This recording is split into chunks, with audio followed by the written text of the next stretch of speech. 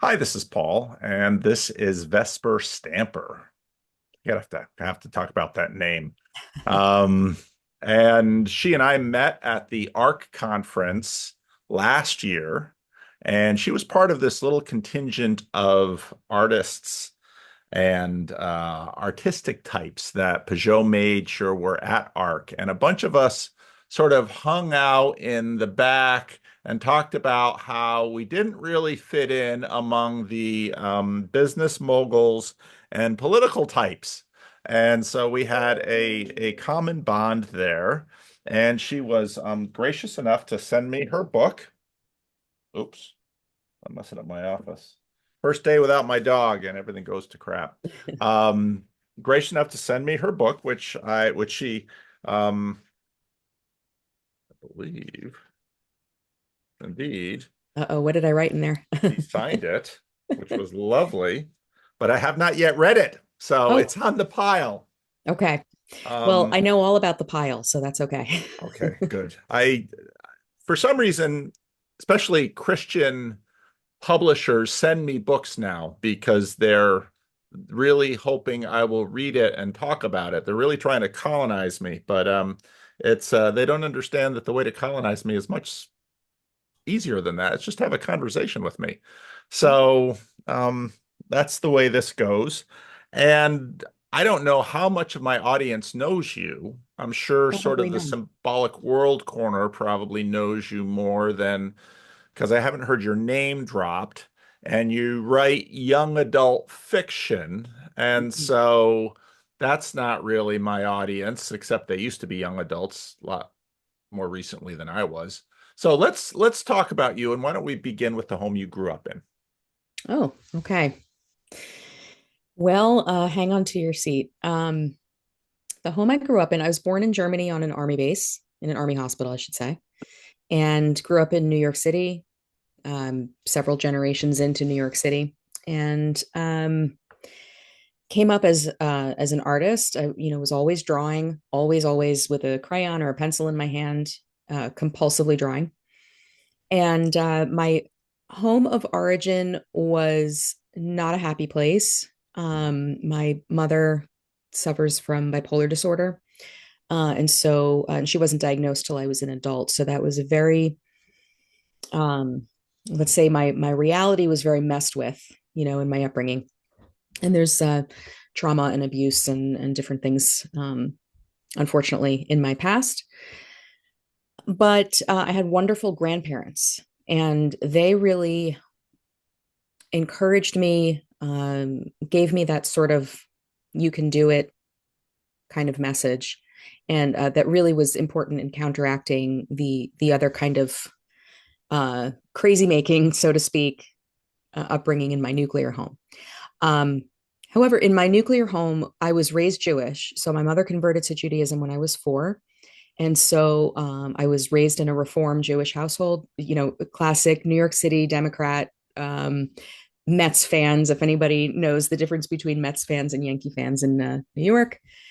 And I didn't really see the value in that upbringing, when I was in it until many years later. And especially when I became a Christian at 16, which is a whole other story. That's very, I was not looking to become a Christian, that's for sure. But it right away connected with, oh my goodness, this is like everything I learned growing up. So um, it made sense immediately to me in that context. But yeah, all along, so I went to an arts high school. I have 2 degrees in illustration. I've been an illustrator for over 25 years. I'm also a musician. And that's a bit about me. So, Oh, we're not gonna leave it just at there. Do you know where Patterson is? of course, I do. Have you been to Patterson? I have. Do you know the Red, White, and Blue in Patterson? That was the place that the big thrift store, big, gigantic thrift store. I didn't go thrifting in Patterson when I Oh, grew okay. up in Patterson. I was born in Patterson Yeah. in 1963. Mhm. And so the New York that I best remember was the New York under like Abe Beam and Ed Koch. Yeah.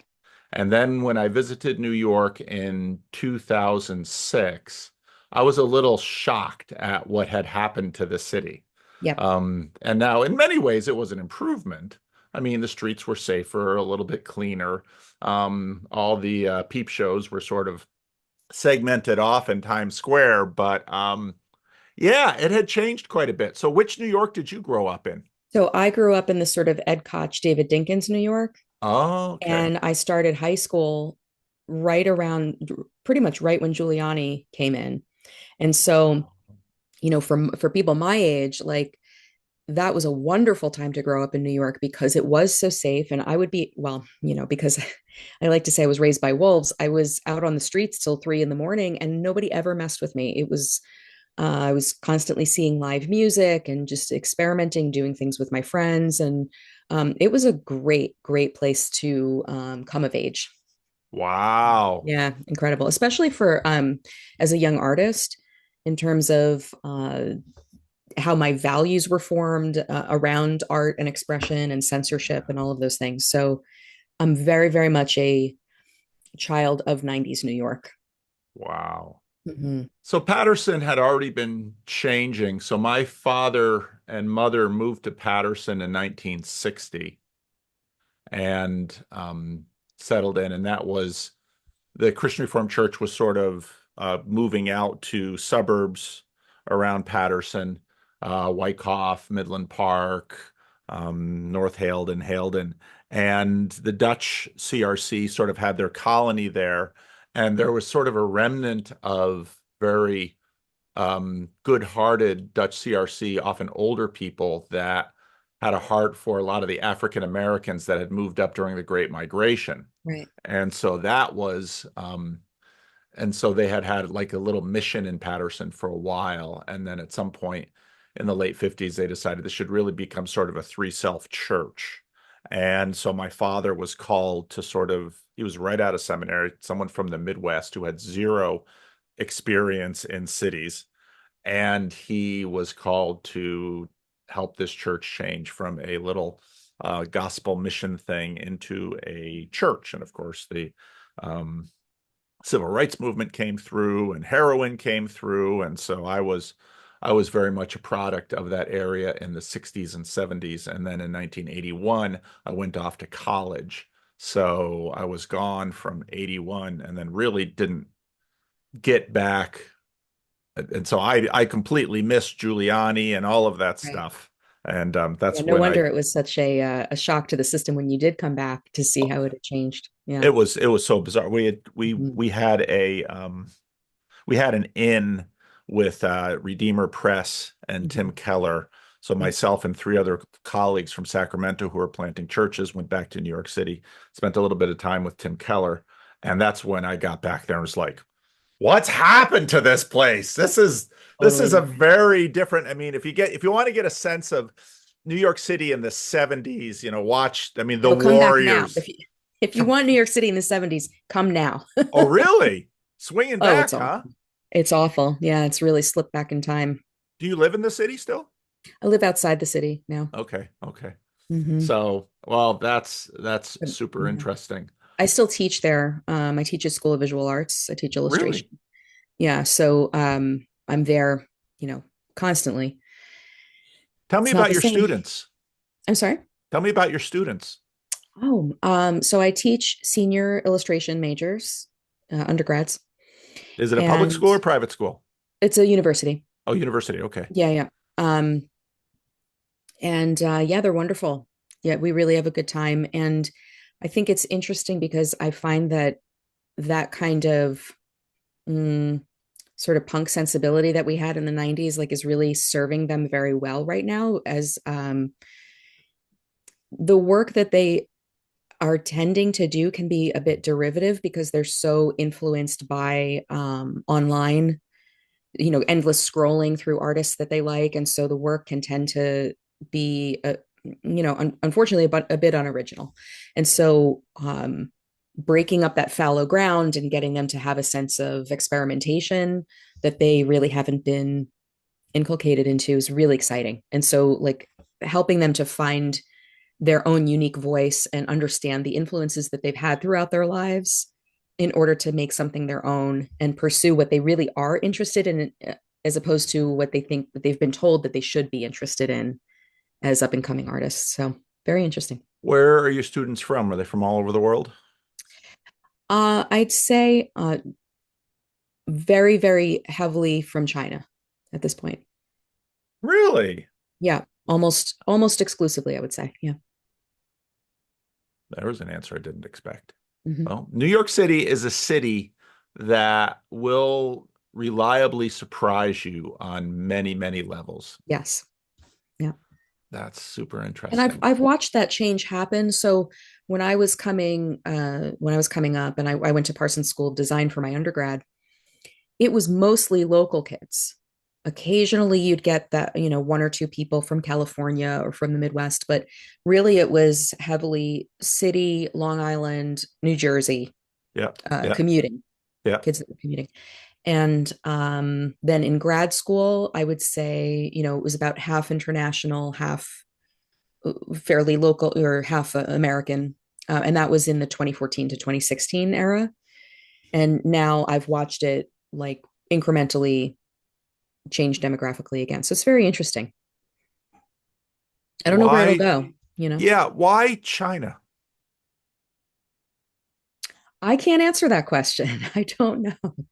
All I know is I've found it a bit challenging um, to know what it is they need, because I have a lot of assumptions about what American kids need, or, you realize, oh, we grew up in a culture together that has certain idiosyncrasies, and you can't assume that.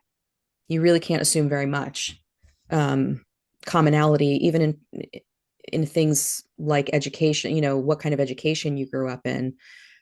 So when I was growing up, and increasingly as my siblings were coming into school, it was very much about, well, it wasn't really like this for me, but like that self-esteem, like everybody gets a trophy, achievement awards, all of that stuff. It was more my siblings, my younger siblings. But these kids were not raised in that one bit. And so a lot of it can be very much about, pleasing the teacher, or just like doing the work exactly as it's assigned, but not going, not coloring outside the lines, let's say. Yeah.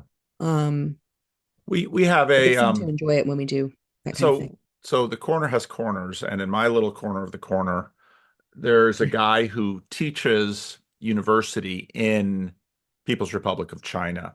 Hmm. And it was very strange. He every now and then he would send me a DM on Twitter. He pretty much only sort of communicates with us when he gets out of the country for work reasons. Because when Sure. he goes back behind the firewall, then you have to, it's a little bit harder to keep up with everything. But he is a teacher there, and it was interesting. He did a conversation with one of the other channels in the corner by Christian Baxter, and it was just a fascinating look into education in China, and he is a Christian, and he is trying to when he communicates to his students that he cares about them as individuals. There's this, first it's suspicion, and then it's a kind of a fascinating what's going on here among his students, because that's not what they're used to in education in People's Republic of China.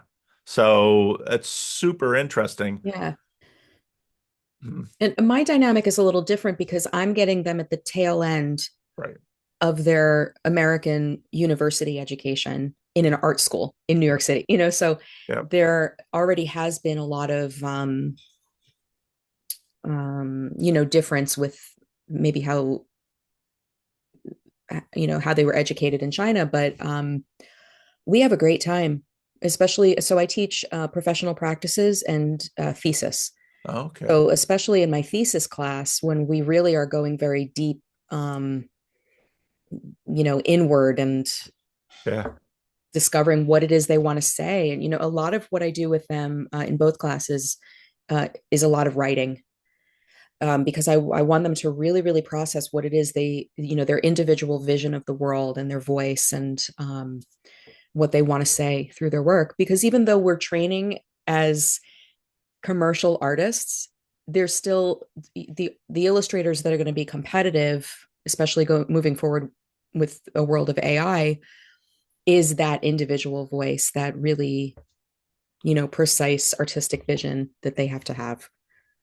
So, Now, many the people who watch my channel are Christian curious. Some are Christian.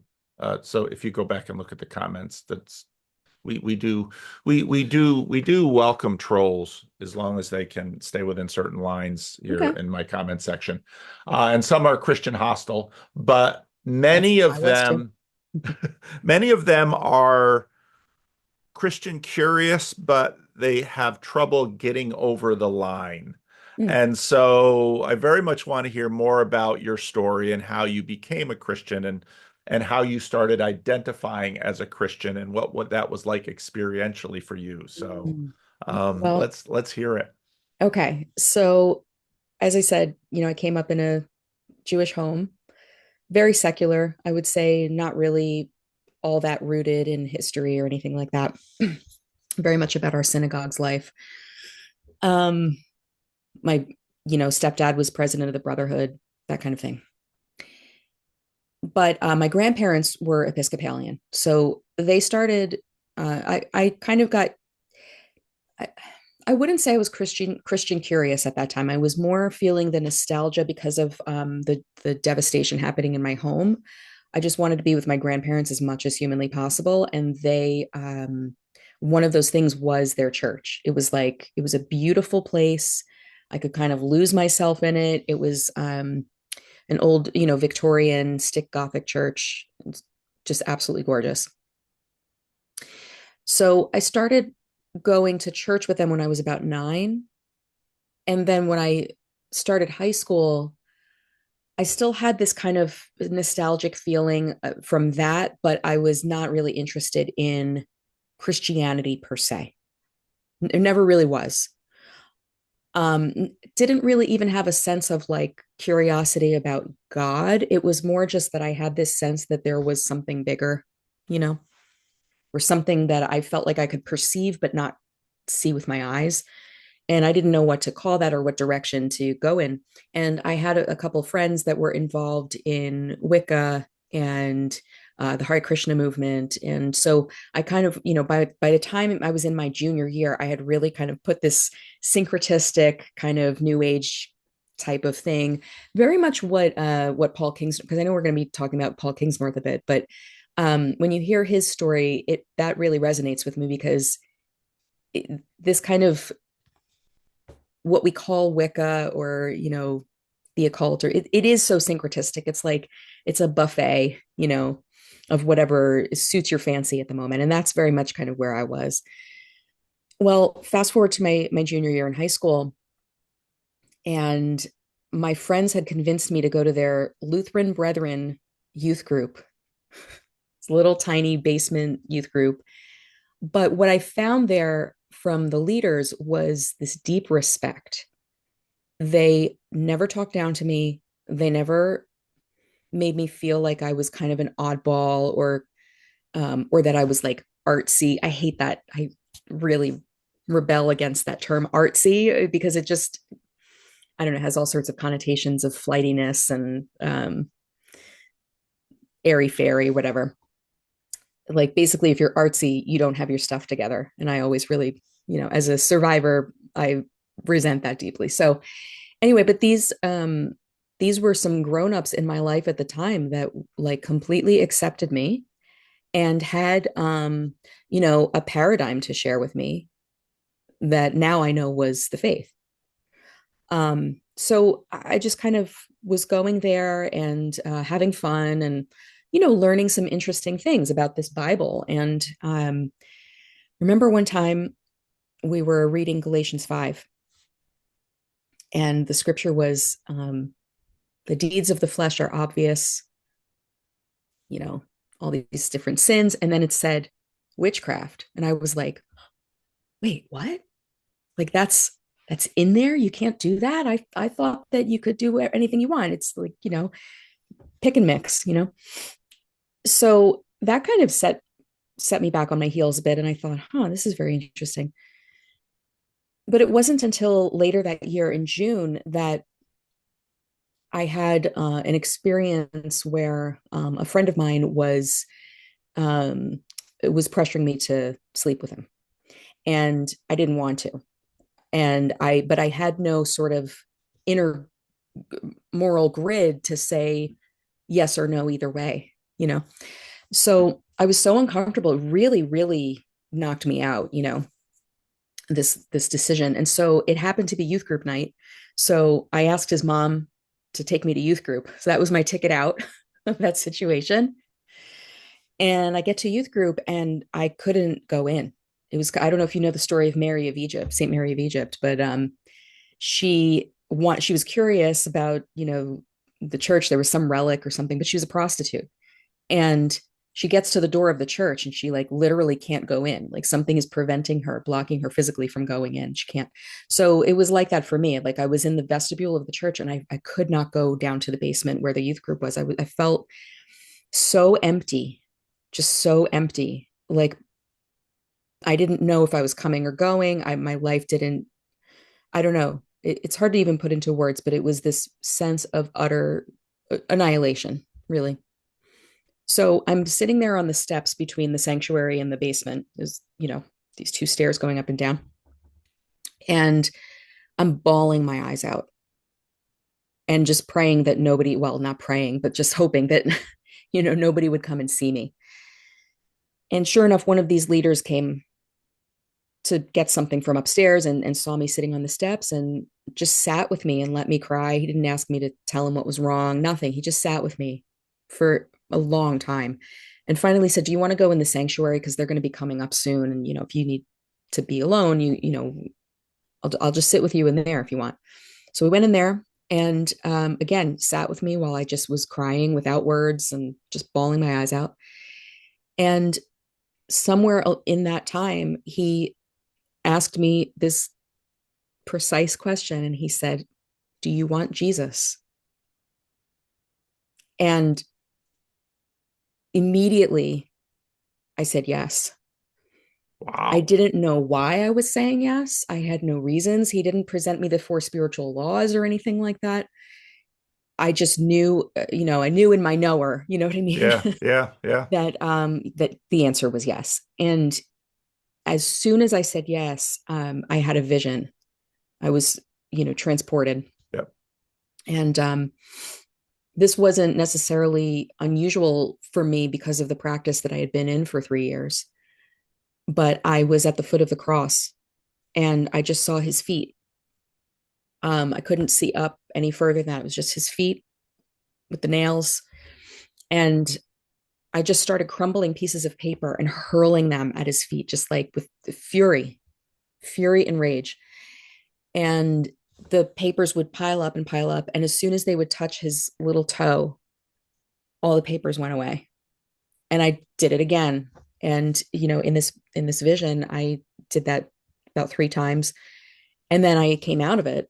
Um, and the gentleman, asked me if I had a Bible at home. And I was like, what, why would I have a Bible? And he just handed me a pew Bible and he said, just compliments of the church. And I went home that night and I read the Bible all through the night.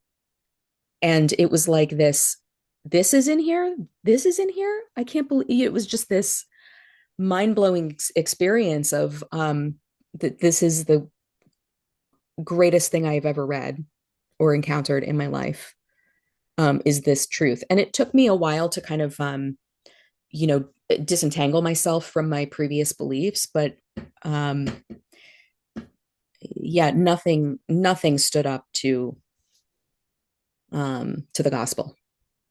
Everything paled in comparison to that. You're So that's the story. 16. That means you are deeply connected with, well, you got some connections at that youth group in that church, obviously, because this happened, but your family, your school. This sounds like it could be a major transition for you where suddenly, well, things are going to get weird because there's going to be a reorientation going on. How did that go? Ooh, it took a few years. Yeah. Yeah, it definitely did because I didn't quite, I wasn't like handed a morality or Yeah, anything. It was, yeah, yeah. it really took really solid people. These youth group leaders, who I'm still friends with to this day, by the way, these youth group leaders, they're really remarkable people, very unusual. They were never in it for the happy clappy or the like I'm just doing the youth pastor thing till I can, earn my stripes to become a senior pastor. They were never to this day they're not in professional ministry. They just love people and Yep, especially, young people. So yep. they really walked with me.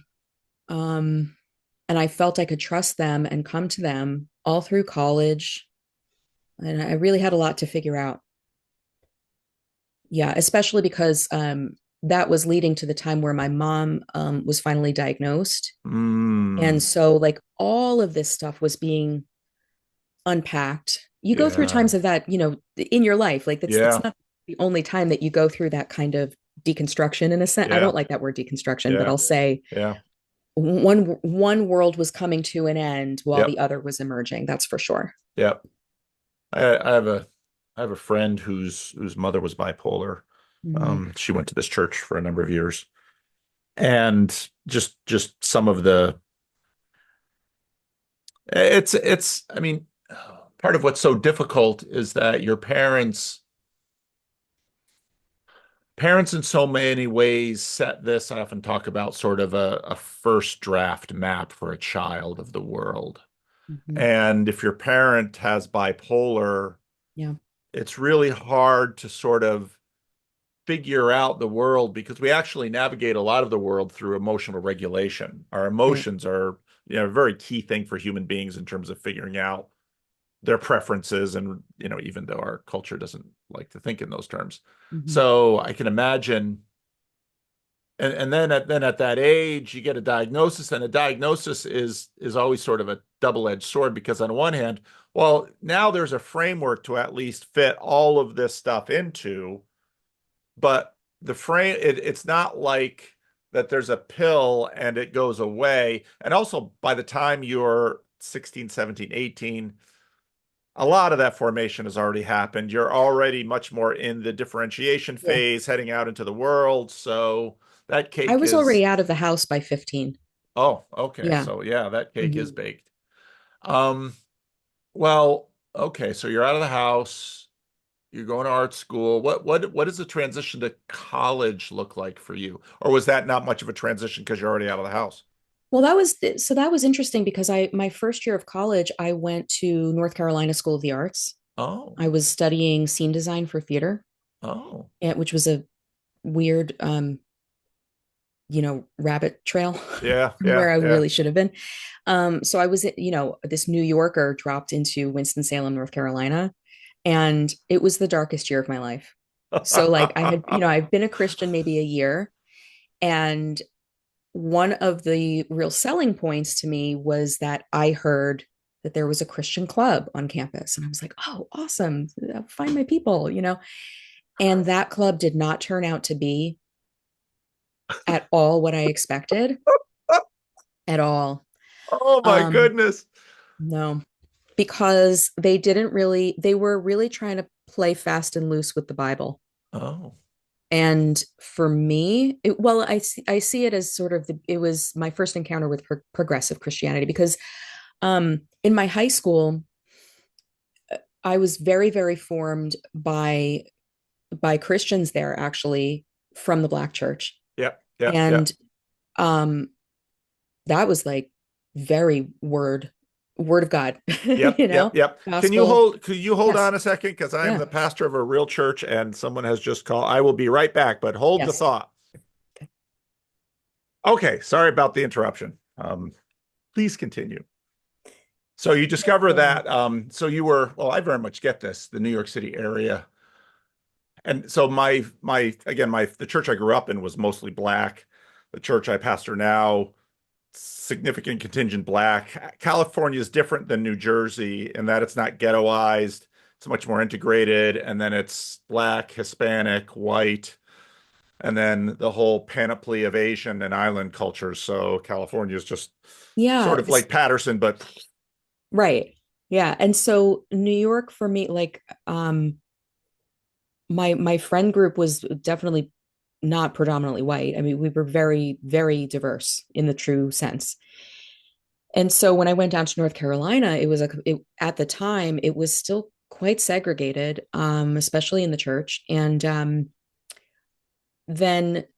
and it's funny because when people come to New York from elsewhere, I think they expect that it's going to be this like super, super progressive city and it's going to be, anything goes. And it may be that for people who come there, but for people who have grown up there for generations, it's not like that.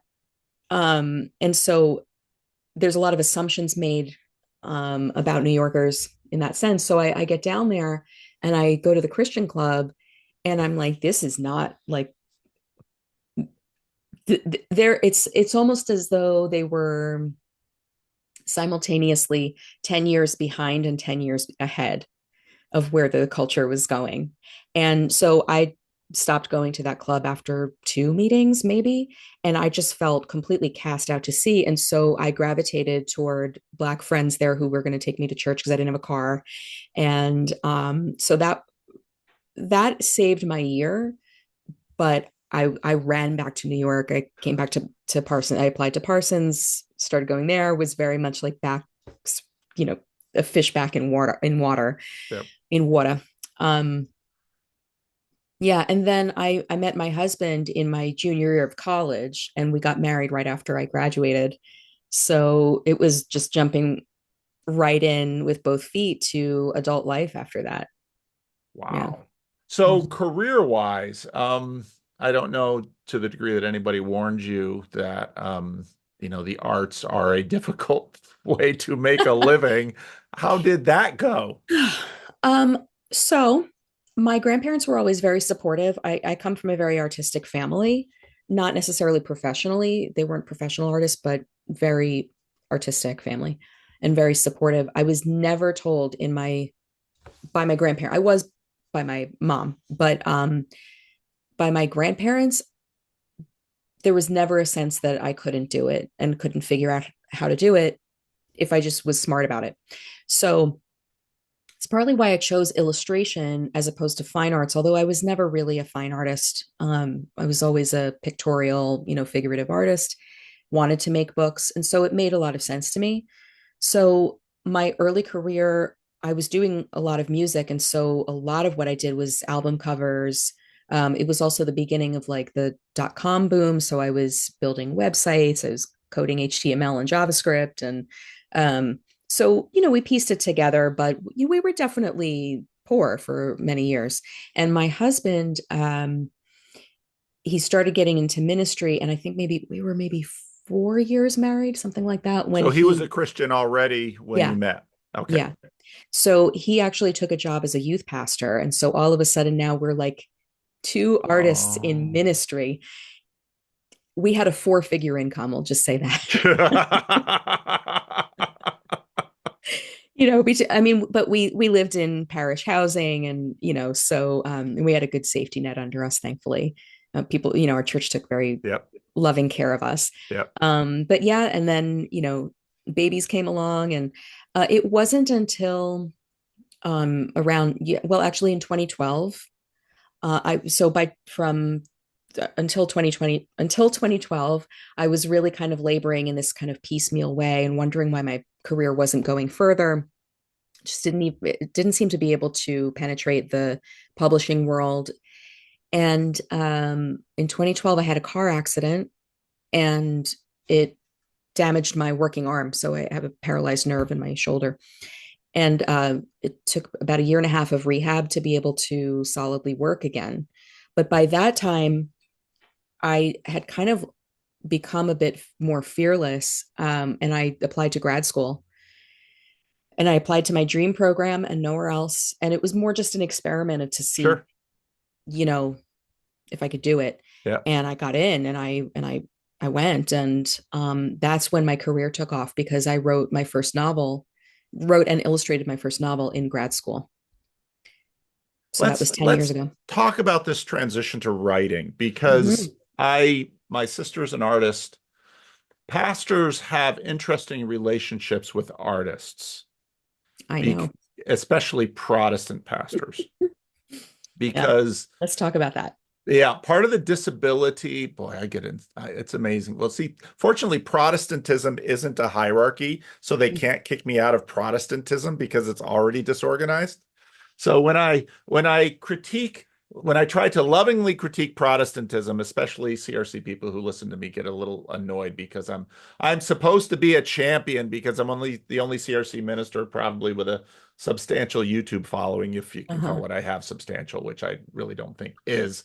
But Protestants and art live in a very difficult relationship. And then when, for example, in the evangelical world, when the megachurch big box seeker phenomena happened, a lot of Protestant preachers who just really love the idea that their sermons are just this pipeline to God and direct revelation. And then they get humbled by the fact that the music minister has way more to do with the exponential growth of their church than their pastor. But the music ministers have their own issues because then they have to face the fact that all those little artsy songs that they are writing are mostly flops. And when they're just hitting the CCLI top 20, their church, it's a whole mess of I am very well aware. it's a Yeah. whole mess of humiliation from start to finish. I mean, if you really want to make it in the church world, just bear in mind that your leader was so unpopular, both sides of his culture war decided he would be best off crucified. You have to keep that in mind when you go in this path. So, um, so it's interesting because when you hear, okay, they do illustration, okay, they do music, okay, because sort of the visual arts and the musical arts, they can be very spontaneous, they can be very undisciplined, but I don't think you can be undisciplined and do this, especially with the kinds of things you write about. So talk to me a little bit about how writing grew in your life. Yeah.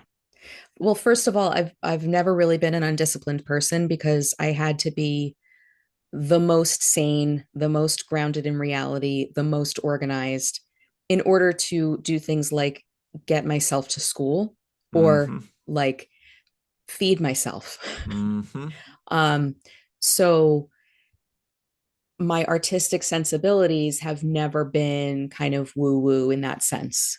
I would describe it very differently than your average artist, I think.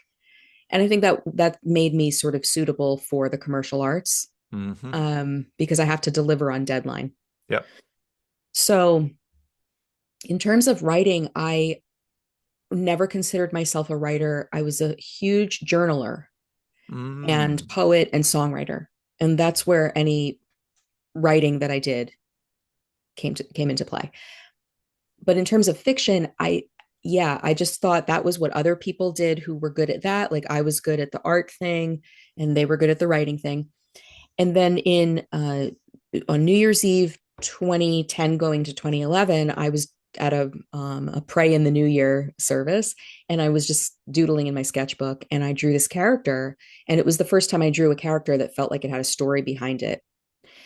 So I paid attention to that and I started writing and taking notes and it grew and grew and grew and then it became a novel. And it's not published, but it showed me that I I really enjoyed it. I had something to write about. There were worlds within me that I had never explored before and that I had some like that my perceptions about people, because I've always been a real like keen observer of people and their differences and the different ways they work through the world because of my mom. Um, so I'm grateful for that. Well, anyway, um, I took that to an editor at a conference and, just to review the first 3 pages. And he was the first person to ever read anything I wrote and say, you have to keep writing. You have something to say. So I took that with me. I applied for a grant for that novel and got the grant. I wrote it in Scotland and came back, had this car accident. I may have had that flipped. But anyway, that when I went to grad school, I was sort of primed to apply my writing to my illustration work. And that became what was also supposed to be a short story, wound up becoming a novel. I just couldn't stop the curiosity, but also everything started to come together. And I was just following breadcrumb trails that led me to solid places. And I thought, oh, I actually can do this. And then they paid me to do it again. And then they paid me to do it again. So it seems to be working out. And then that first novel was nominated for the National Book Award, which I had never even heard of the National Book Award. So when my editor called me to say I had been nominated, I was like, "Oh, that's great. What? Okay." And they sent me flowers, and it was like apparently a big deal. And then I learned about the whole that whole structure of publishing, which is a very interesting world now that I've been in it for 10 years. Yeah. Well, let's talk about what you write about. Yeah. Now, I just finished last week I did this conversation with John Vervaeke and Jonathan Pajot, and we are talking about the sacred. And part of why I really wanted to have that conversation was, you talked a little bit about, let's just clump it under New Age. There's sort of so I live in Northern California now. I have the stay. Okay, it's a little robot there. Look what it decides that look where it decides to go when in the conversation. Yeah, anyway. Rod Dreher's book comes to mind. That's exactly right. So I live in Northern California. I have a lot of friends who are into a lot of things. I remember I remember a birthday party for a friend of mine, teaches at a local university. He changed his name. He grew up in Puerto Rico, changed his name to something much more Eastern, has very much lived his life on these borders. And I remember he had this birthday party, and it was a birthday with a zero. So a bunch of his friends were there, and he had a musician there, and all of this there. And I remember that the musician was singing these songs that were very spiritual from all over the world. And then before the musician decided to sing an American folk song that has the faintest hint of connection with Christianity, the musician had to give a long disclaimer beforehand. They didn't have any disclaimer with respect to Yeah. Buddha or Krishna or any of these other things. No disclaimer necessary. But once something got even anywhere near Christianity, well, Yeah. now suddenly this party needs a trigger warning. Right. And of course, I go to parties like that, and people are like, "Well, what do you do?" And it's like, I might as well say I'm a pornographer in this Right. room, because if I was a pornographer, that would have been, oh, isn't that interesting? Oh, But tell I'm me a more. spiritual pornographer. So no, I'm a Christian minister. So it's like, just move to the other end of the room. Right. Um, where was I going with this? So, but my conversation with Vervaeke and Pajot, I loved how Pajot really got into what I wanted to get into, which was sacrality, the sacred is usually, oh, how can I say this? Usually weighed in blood. And so, from what I'm seeing about what you're writing at, and then Jonathan Pajot says, the Holocaust and Hiroshima, these are sort of the sacred moments of our current civilization. Because I mean, if you really want to be an exile in our culture, be something like a Holocaust denier, that will turn you into an exile. Now, Not currently with anymore. well, yeah, it's really different because everything, of course, is scrambling again. We're in it. Those were sort of the foundations. And your books aren't afraid to go there, and you do that with young adults, which is as I go there. I mean to go around these sacred spaces. I don't know Yeah. anybody who is my age and watched enough Monty Python knows that whenever the Germans come up in Monty Python, someone will say, "Don't mention the war," because And you Yeah. sort of, okay, born in Germany, your Hmm. mother converts into Judaism, New York City, and of course, growing up in that area too, at least in ghettoized North Jersey. I did a lot of my college summer working in Fair Lawn, New Jersey, which is a Right. heavily Jewish Right. community. We actually had one carpenter who would buy stuff from us who still had the tattoo from the Nazis in his arm. He Mm-hmm. used to tell stories about how he survived. He was a kid, and it's incredible stories. Yeah. So, why do you talk about these kinds of things? And I mean, that's terribly gutsy. It doesn't feel gutsy to me. Okay. Um, because, well, the gutsy ones are those who had to live through it. Yes. So, um, I think the best you can do as a witness to anything that's difficult in history is just to position yourself uh, to not be a perpetrator because anybody can. And I think that's what you discover when you're researching things like the Holocaust, or even my book about the plague of 1348, A Cloud of Outrageous Blue. It's really so much about these human dynamics, and none of us expects when we're kids, to grow up in interesting times, but they're thrust upon us, and we have to make our choices. And it's been interesting to watch.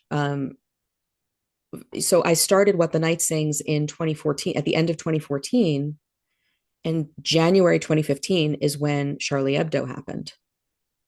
And not only did people start to become aware of the kind of global effect of anti-Semitism, the global resurgence of anti-Semitism, but that it was coming from a source of Islamic fundamentalism that had not been, like, we had been told that the people who hate the Jews are the right wing, are white supremacists, or nobody ever talked about left wing anti-Semitism or Islamic anti-Semitism. Nobody ever touched that stuff.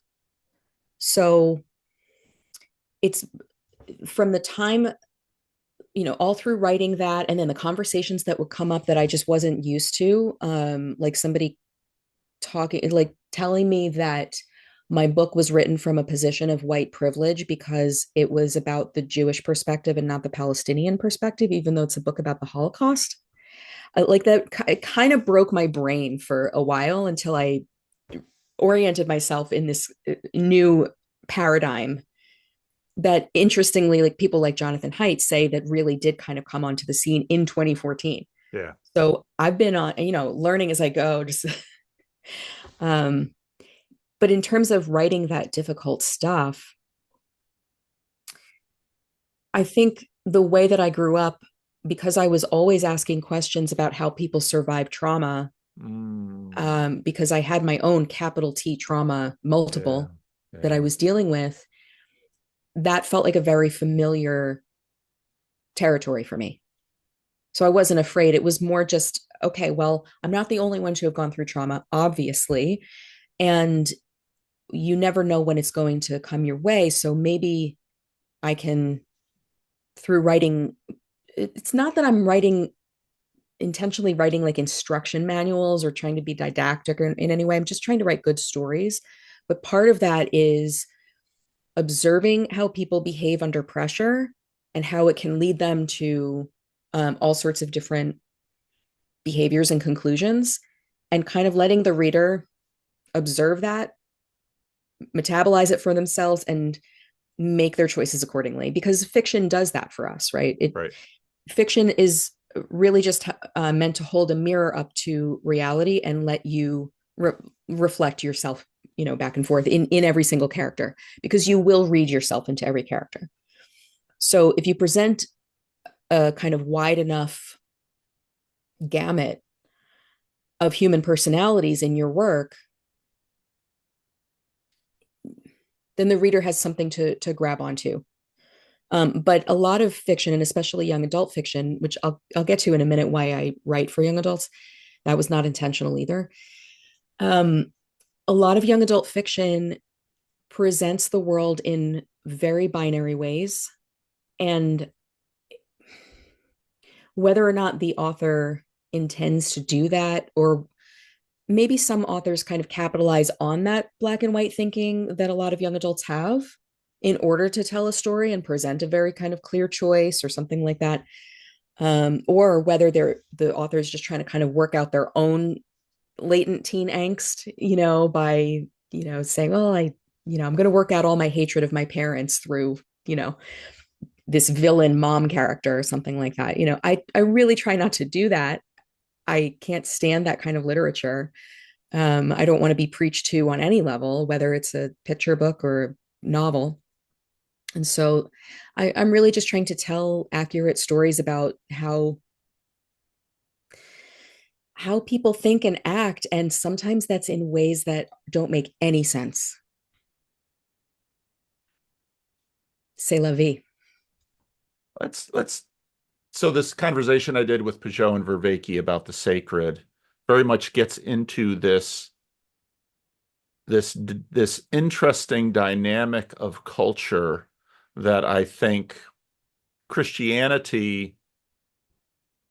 I try not to speak about other world religions because I just don't know that much about them, and I should talk about the religion I do know something about, which is my own and the one that I actually work within. Mm-hmm. But Christianity, I think, rather uniquely addresses this double-sided reality of suffering and trauma.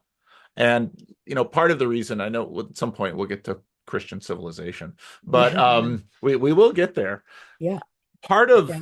and this is the avenue into it, actually. Mm-hmm. Because, even in your story, you would likely not be the artist that you are, and certainly not the novelist that you are, if it had not been for the trauma of your mother's mental illness and what that meant for her undiagnosed mental illness and what that meant for her child. Mm-hmm. Or even, interestingly enough, the trauma of a car accident in a strange way disabling what someone might say, well, that's an absolutely essential aspect of her, is her ability to produce the kind of art that she has been trained and vocationally seeking, which then sort of forks your vocation into, one of the more productive ends of your vocation. And I think about, for example, the story of Jacob at the J book, where he's wrestling all night with the angel.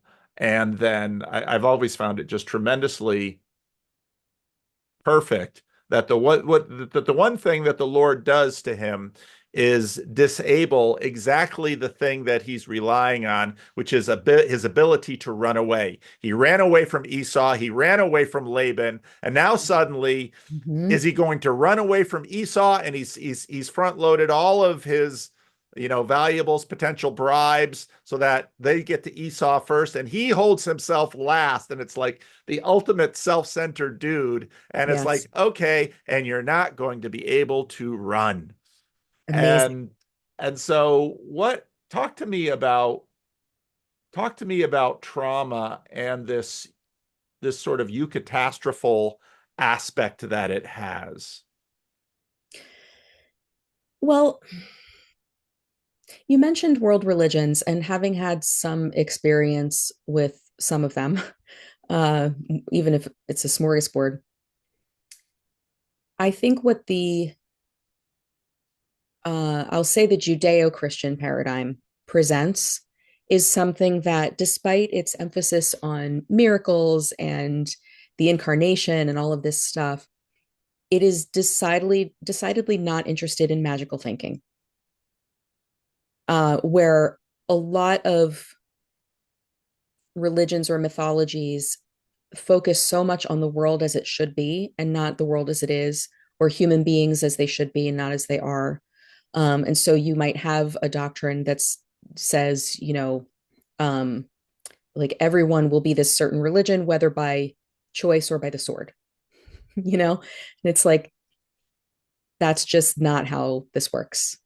Um, so when I encountered Christianity in its um like in an accurate presentation, right? Which a lot of people don't. A lot of people may think they have encountered Christianity, but that's not what they've encountered. which I think is the Christendom thing or the Christian civilization thing, or the American Christian culture thing or whatever. Um, they can be a bit disillusioned once reality hits them in the face. But I think because on the front end of life, I paid a lot of dues with reality and the way humans work, both good and bad, you know. Um, I think I'm at least aiming, hopefully able to create my work from a very honest and realistic place that's not engaged in shoulds or oughts. Um, and I think that that is one gift that hardship, whether it's trauma or whether it's just regular human hardship, because they're not the same, you know, and there's degrees, that can be the gift of it. And also I think that artists, we do think differently than other people. And I think when we get to talk about Paul, I think it'd be really interesting to talk about him not as a theologian, but as an artist. But artists do perceive the world differently than other people. It doesn't make us superhuman or special, but sometimes artists can mistake it for that, and it inflates the ego to a really severe degree where they can pull away from structures like the church, for example, that could ground their vision in something more solid. Um, and they, get off into, again, this like sort of fantastical, like magical thinking. Um, so what trauma and hardship can do is sort of like humble you and ground you. I mean, like Paul's thorn in the flesh, it's like that. We've got way And too many Pauls in this conversation. That was the Apostle Paul's thorn in the flesh. Paul is often mentoring Paul Kingsnorth, and then there's me. So, which it would be very strange to talk about Paul in the third person in this right, conversation. right. But please continue. Just for the listeners, wanted to make sure that Yeah, yeah, yeah. not everybody understood that Paul Paul the Kingsnorth apostle. is not the originator of the thorn in the flesh. I don't assume biblical literacy necessarily with many of my audience. Okay, fine, fine, fine. Yeah. Good point.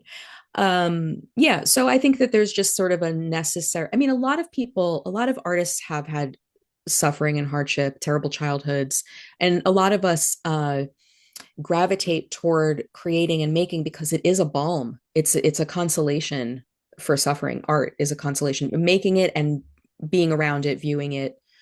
Roger Scruton talks a lot about this, that art is a consolation for our mortality. Tarkovsky said, a lot of people have said it. Yeah, so Well, let's talk a little bit about then Christian civilization. We met at the mhm, ARC conference, mhm, which I think, especially for the first one, I'm still on the fence in terms of whether or not I'm going to go back. Not because I have anything against it, but it's much more a sense of time and money. Is mhm. this worth my investment in that? Right. And that's not necessarily even the big question of is Christian civilization worth my investment? No, I'm a selfish prick. I'm going to just invest in myself. Um, and even what we're talking about when we're trying to talk about that, and I mean, the first art conference was a big room with a pretty standard thing where you have high status speakers and all of us listening, and then little reception spaces outside. and Mhm. and for me, I thought, is this what it's sort of like I will be a bad Protestant, sort of like a Protestant church approach to the world. If we just put Yeah, people in a room and keep sending straightforward messages at them, then they'll right. go out and do The what. things we want. Yeah, Hmm. but we're not even quite clear on whether the things we want actually result in the outcomes we desire, because for the most part, we're not even sure of the outcomes we desire. It's usually just these little A/B testing. We want this and not this, this and not this, instead of, Hmm. I mean, a civilization is a extremely nuanced set of choices that are usually in tension but yet overlapping. And that's part of why I think what you do as a novelist and as you're not writing science fiction or fantasy or completely off-world things. You're writing contextual fiction within rather sacred moments civilizationally. Yeah. And then Paul Kingsnorth, who wasn't at the first art conference, Don't think he'll ever go. well, what was so funny Doubt is it. that I'm gonna try and not have too many people click off the conversation at this point. But you know, there were a group of us that sort of, after a couple of speeches there, sort of huddled in the back and said, "What did we agree to come to? And do I want my picture taken here?" Um, Exactly. Am I and and co-signing onto this? and so it was refreshing to at least find a little tribe in tension in the place.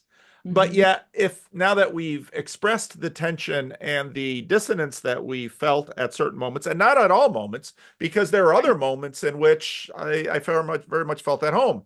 But Yeah. again, in any civilization, you're going to have this. I thought Jonathan Peugeot's speech was really wonderful. I thought that was a defining moment of Yeah. the entire event. But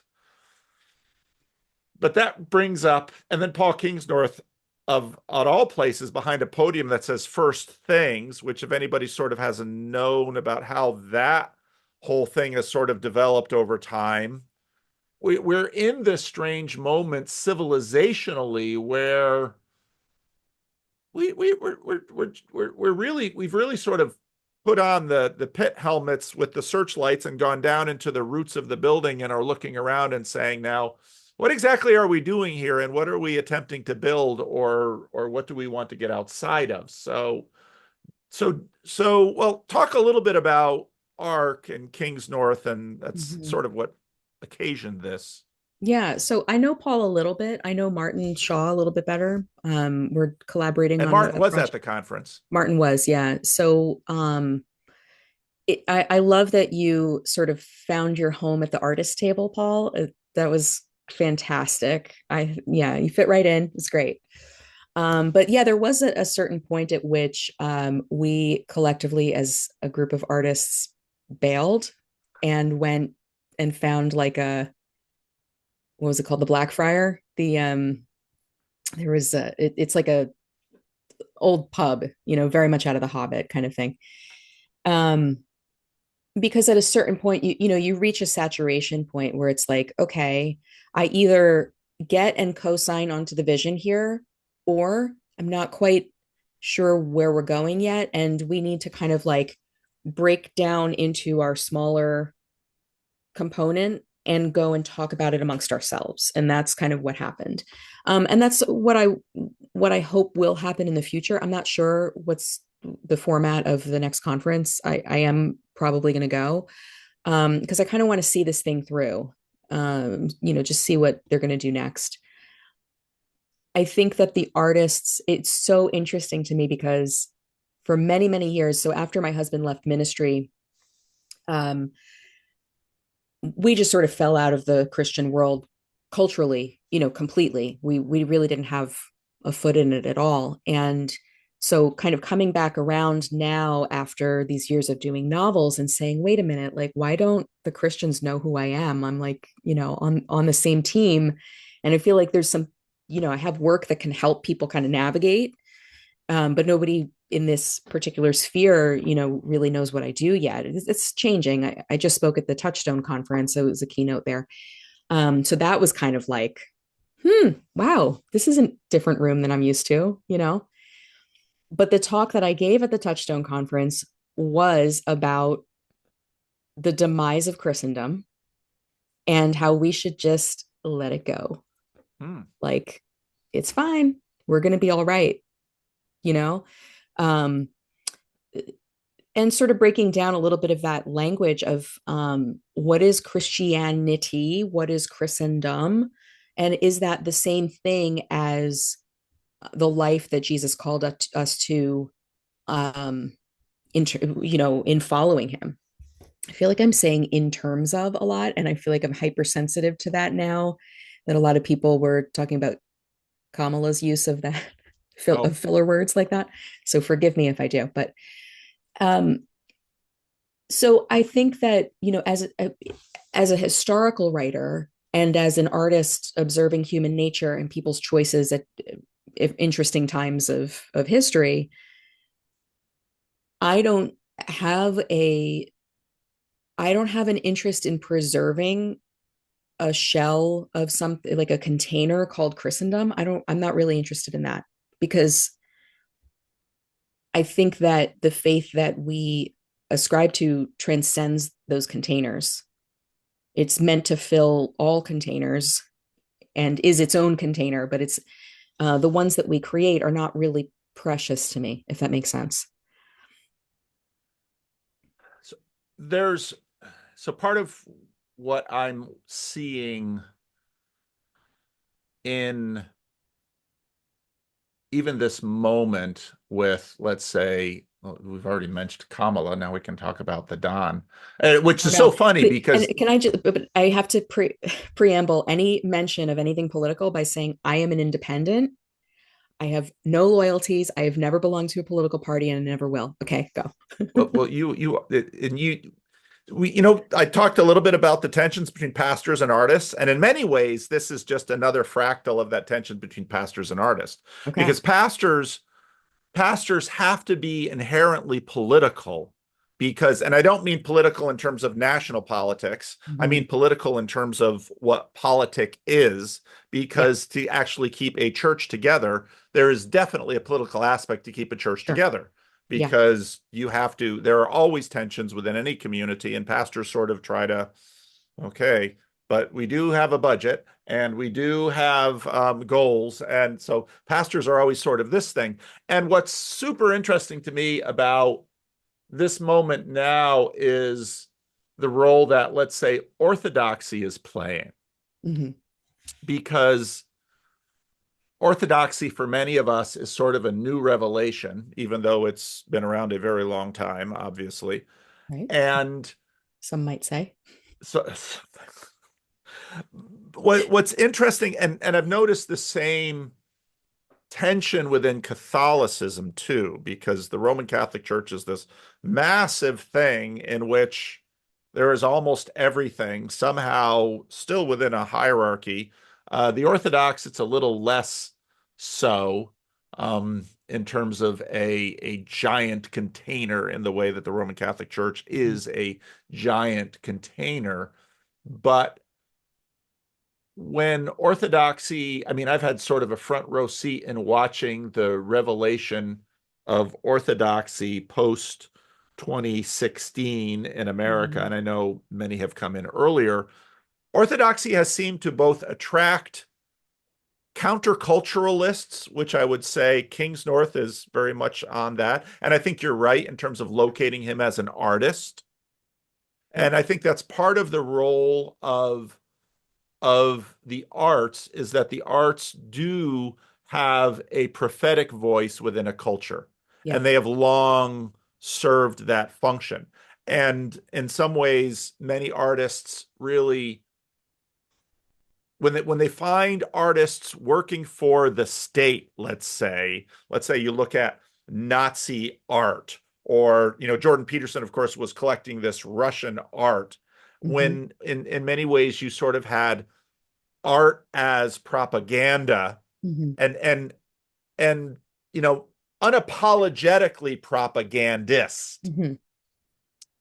And then there's this other element of artists who are sort of temperamentally countercultural. And when I say countercultural, even of the small culture, which is exactly why pastors and the artists that they desperately need, because they're giving their church life, but they're in deep frustration with, because what the pastor really wants is for the artist to submit to the Yep. pastor's vision for their local Yes. megachurch. Mm-hmm. And then I thought, oh wow, Paul Kingsnorth is sort of bringing this out with all sorts of dissonances here in internet land. And again, I saw the ARC conference as very much having all of those same tensions in them. Mm-hmm.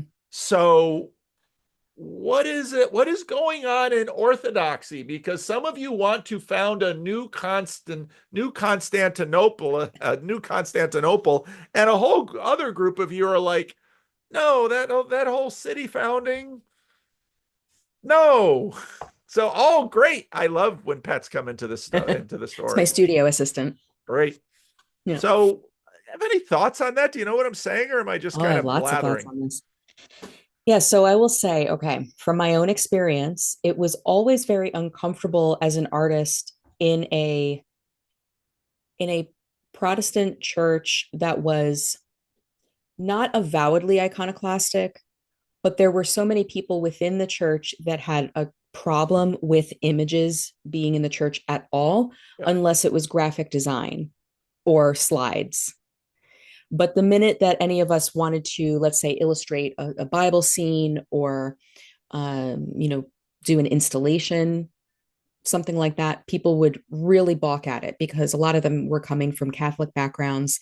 And so it was all just mushed up in sort of a negative experience for them, or they had been taught that this was idolatry or any number of things. And so along the way, I've met so many artists who feel that they have to make this choice between art and faith as if these two things are at odds. And I've never understood that. And I've tried to be compassionate about it. And I've since come to realize that I think that this is a uniquely Protestant problem. And this issue does not exist in the Orthodox Church. Now, I'm not an Orthodox supremacist. I'm quite ecumenical in my Christianity. Um, but I think that yeah, there were several babies thrown out with the bathwater in the Reformation, and this is one of them. Like our very damaged relationship to art. But I put this in a little bit of a historical context too, because the Reformation came right out of the plague. So this is the benefit to having written a book about the plague as well, because I see all those dynamics and what came before.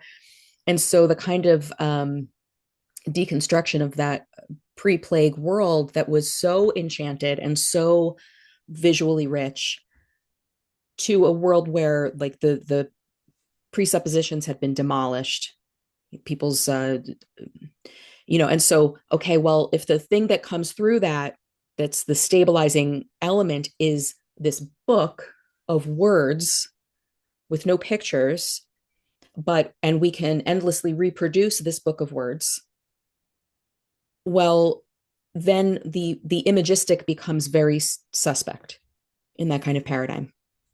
And believe me, I'm a Bible girl. Like, I'm as I lean, let's say, within Orthodoxy, and forgive me, if anybody's Orthodox watching, I No, no lean much Orthodox more. watch my channel. Don't worry about it. Speak freely. No one will say a negative thing. Trust me on that. I'm much more heavily sola scriptura. You know, Boy, although I, you just are triggering all the stuff. You just like bang, bang, bang, bang. listen, Ah, what am I going to do? keep going. I've Well, I know I've where you're never from. That's look. fine. I've never done anything right in my life. Okay, and whether it's figuring out where the popular girls bought their clothes in middle school to doing my hair, like, I'm sorry, I always get it wrong. So I figure I'm just going to keep going with what I think. And then at some point, maybe I'll get it right. I'm stumbling along. Okay. So, yeah. So anyway, that's where I think a lot of this wrestling came from. But the Orthodox Church, for all its flaws, and it has many, has produced some of the greatest works of genius, people like Dostoevsky and Arvo Pärt, and um, where there's a real sense in which the art that they're making is coming from a tradition of sensory beauty and like deep embodiment. We might even say incarnational embodiment. Um, and also that kind of realistic, coupled with that realistic view of human nature that Christianity offers. So I think there's opportunity there. And I've been watching this happen with the whole deconstruction movement over time. And a lot of it comes from these more, artistically sensible, these artistic sensibilities in the Protestant world. And having come into Orthodoxy, I think, I think that people like you might find a home here that you might not have been able to find in the evangelical world. And um, because I'm deeply ecumenical in that way, I think there's a home for everybody. There really is a home for everybody. Um, and not to say that all the artists should leave the evangelical world and become Orthodox. It's not what I'm saying. But I think if it becomes this unnecessary tension between art and faith, just know that like this question has been wrestled with for, almost 2000 years. And like, you don't have to reinvent the wheel. Fair? Yep. What's interesting to me is, I mean, these tensions have been worked on in Protestantism too. I mean, part of the way Protestantism works is also because of where Europe was at in the time of the Protestant Reformation and the rise of the modern nation state. I mean, that's also a piece of this. What Protestants tend to do is they, unlike the Catholics, again, and Protestants are children of Catholics. Yeah. That's super important to remember. Very important. Um, And Protestants, not the children of Orthodox. no, no, no. Right. Or the Orthodox strain is a that's why I'm still trying to figure out the Roman Catholic Church. I look over at the Orthodox, it's like y'all gonna have to figure yourself out because from what I've seen so far, the tensions are all there, and I don't know how y'all do it, but something's happening, so I'll Yeah. leave you to that. Um, but Protestants tend to set up their own little nation states. I mean, every little church, whether it's an Mm, independent Bible church or yep. a tiny little denomination, they all set up their own little nation states and do all their little thing. And when they have a little fight, they just start another new little Mm, nation state called yeah. the Reformed, the Evangelical Reformed Pure Bible Dutch Heritage Church of today. It's And almost like schism is baked into the cake. yeah, oh, it definitely is. Schism is a feature, not a bug for Protestants. Mhm. Thank you very much. Um, and so that's why, people have long been expecting me to found my own church. Where is the Vanderclay Reformed Church of God Orthodox Catholic thing going to happen? I say, no, I'm not going to do that. Yeah, Um, we're doing estuary. It's that's very right. artistic, Love it. estuary. So the difficulty I have with sort of the we're not going to be political is you can't both not be political and hate Donald Trump because Yeah, once you have an opinion about Donald Trump, right. you're political. Same with Kamala. I'm not gonna Yeah. point sides here, but and the fact is that while I see many artists stepping away from politics and saying, oh, I watched Anabaptists do this, but the difficulty is politics is basically, you can take away Democrats and Republicans and nation states and all of that. It's Hmm. basically the art and practice and discipline of living with differences, Yeah, which is of course what pastors are always dealing with of in a course. local church Yep. because there's the old joke. They found a they found a guy they found a guy on a desert island, and there were three buildings. One was his house, and one was the church, and the other was the church he used to go to. Yeah, Um, yeah. I love that so, joke. so talk to me about this dynamic because those tensions were very much in Paul Kingsnorth's talk, and then in the response to his talk, which I thought was when he gave the talk, I thought, oh, the response to this is going to be super interesting because Mhm. suddenly there's gonna be revelations about people in terms of, okay, where are you at? Where do you Yeah. sit? What do you think? Yeah. So I was at the talk in person, and that was very interesting because I could see how people were engaged around the room, and the kind of body language of the questioners and things like that. And yeah, his talk definitely broke people's brains because I I never really thought I'd see a day where the hippie would do the keynote. And those of us who are very used to that kind of way of being, of living on the border and not really fitting anywhere and not really caring to and trying to, you realize how invested people really are in kind of figuring it all out or like reaching a destination. And artists just are not built that way. We kind of recognize there is no destination. And I think that that can be part of where art and politics can have that tension, because politics assumes that there is a destination, right? Like, oh, our party wins and therefore everything gets better. And a true artistic sensibility that's not sort of tainted by politics doesn't care about that stuff. And this is, so I've been, reading Paul Kingsnorth for quite a while. I've read one of his novels, The Wake, and I appreciate the work that he's doing now. But I have a Substack and a podcast, and I, talk about stuff too, and I speak a lot. Um, but my comfort zone, or my place of greatest, where I'm, I don't know, just in my own skin, is when I'm making art. And so I really kind of wish that Paul would go back to that. I'm not sure if he wants to. That's his choice, but I think that I don't know. I have a lot of thoughts about this talk. Oh, let's hear them. Where should we I'm talk? a Where good should we begin? listener.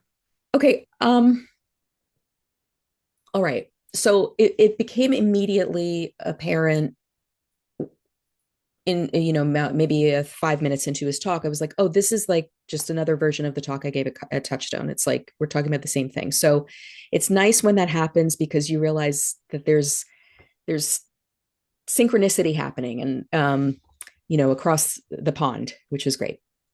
So I like that he started with the context of this Native American guy, Ohiesa. What was his, Charles Alexander Eastman? Because there's a lot of talk right now, in the past few years, about indigeneity, First Nations peoples, decolonization, all of this stuff. And I was a little worried, where Paul was going to go with this. Like, is he just going to kind of go within the expected avenue of the political? And he brilliantly did not do that. He took Ohiesa's faith at face value and as real and authentic and serious, but also like revealed to us this person standing at the pivot point of two civilizations, at the death of a previous paradigm into, and what kind of choices does somebody make at that point to embrace or to reject or rebel? And Ohiesa made the choice based on his father's encouragement to embrace, work from within.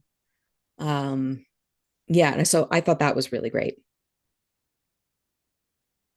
And It so was an, he starts there, and that's, and this sort of gets into, I mean, Peugeot's um take on this. I mean, it was interesting because Jonathan was like, I've Kingsnorth speech comes up. Just I talked about this with my like Peter Devil talk, and because Peugeot basically is like, well, it's this tension, it's this aspect of reality that there's sort of a hinge yeah, where on one moment Peter can say, "You're the Messiah, the son of the true, you're the Messiah, you're the Son of God," and then Jesus says, "Yeah, about that messianic vision. We're about to traipse down to Jerusalem, and exactly what all of you don't want to happen is exactly what will happen to me. yeah, And y'all have a front row seat and you'll fear for your life. And Peter, you Peter, under the withering gaze of a servant girl, will deny me 3 times in the yeah, middle of the night."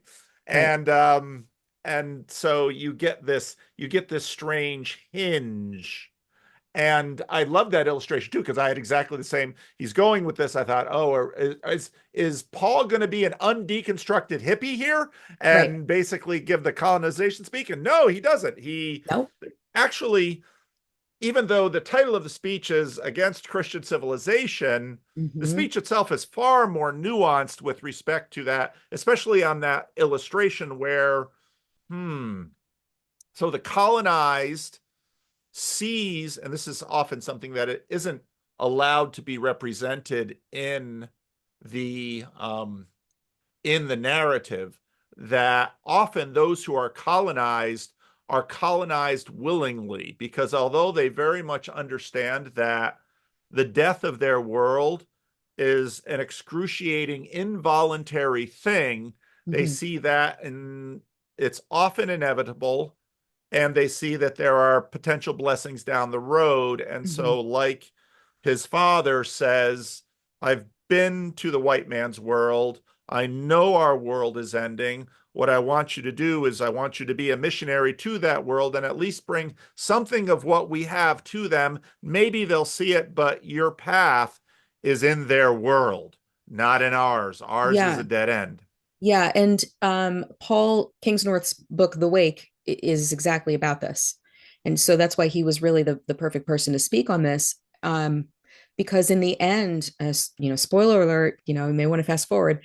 But at the end of that book, it doesn't work out Yeah. for Buckmaster. Like it doesn't, he tries to hold on to the old world, even though it's been obliterated, and it doesn't work.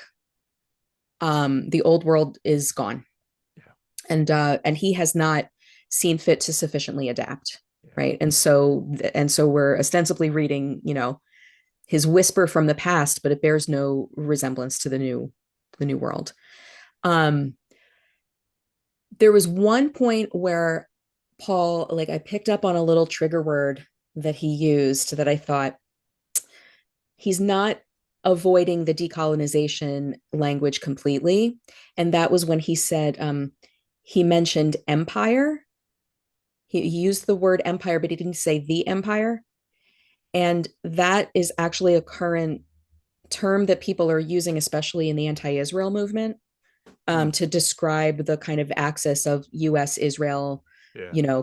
like imperial or colonial powers. Yeah. It's just called empire. So deconstructing empire as Yeah. opposed to deconstructing the empire. Yeah.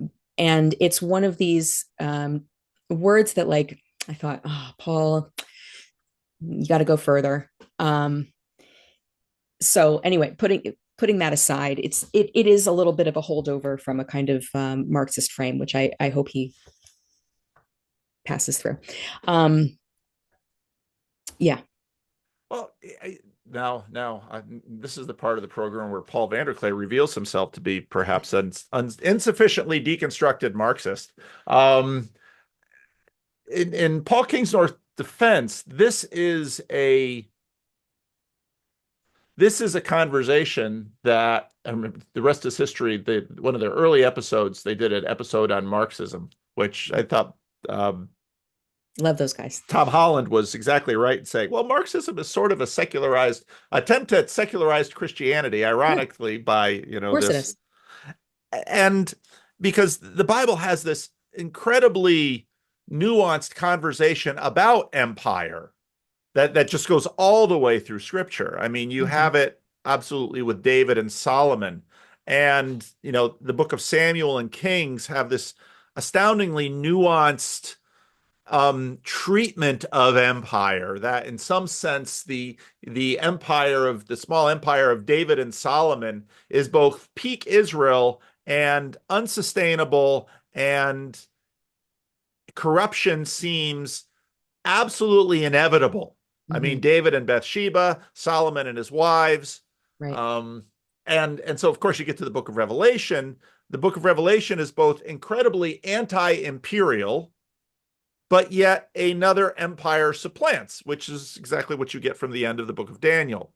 Mm-hmm. So, and this very much gets into these questions of, I always look at it in terms of what can this dispensation actually afford. It gets into affordances, and an illustration I sometimes use is, um, you know, warmer air can hold more moisture than colder air, and you wouldn't think that air carries moisture because, well, I don't see any moisture in the air, but we can feel it.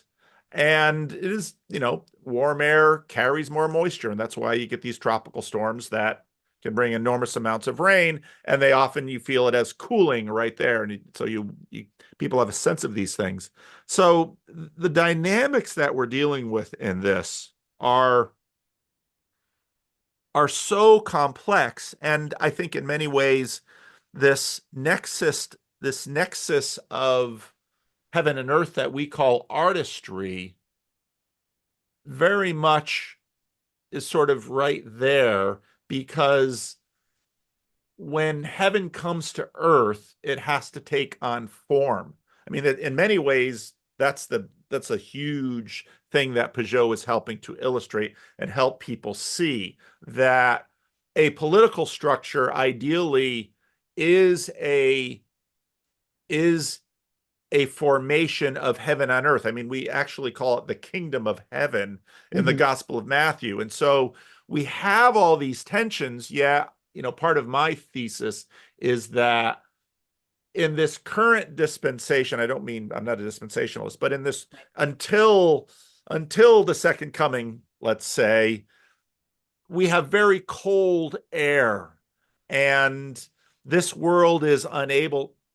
Now you move again, this stupid robot. Um, this it's, a demonic thing. This world is unable to hold as much of the kingdom as our hearts desire and have an instinct for.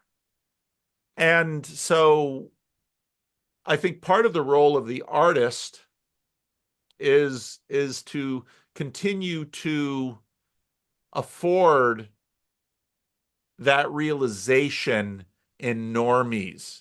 And Mm-hmm. part of the burden of the artist is that you have that ache in your heart.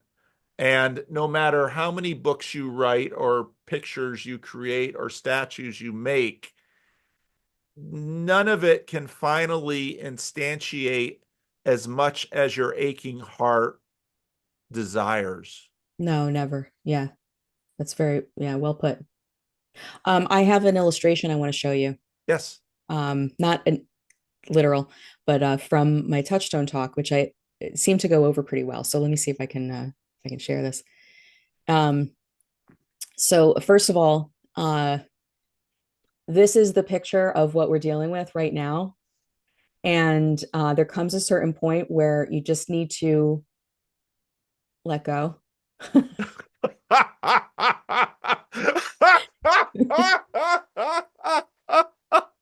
I I know I recently had a realization when I was looking at YouTube channels that and videos that really succeed. I figured out that what Hollywood is doing is giving us this iconostasis.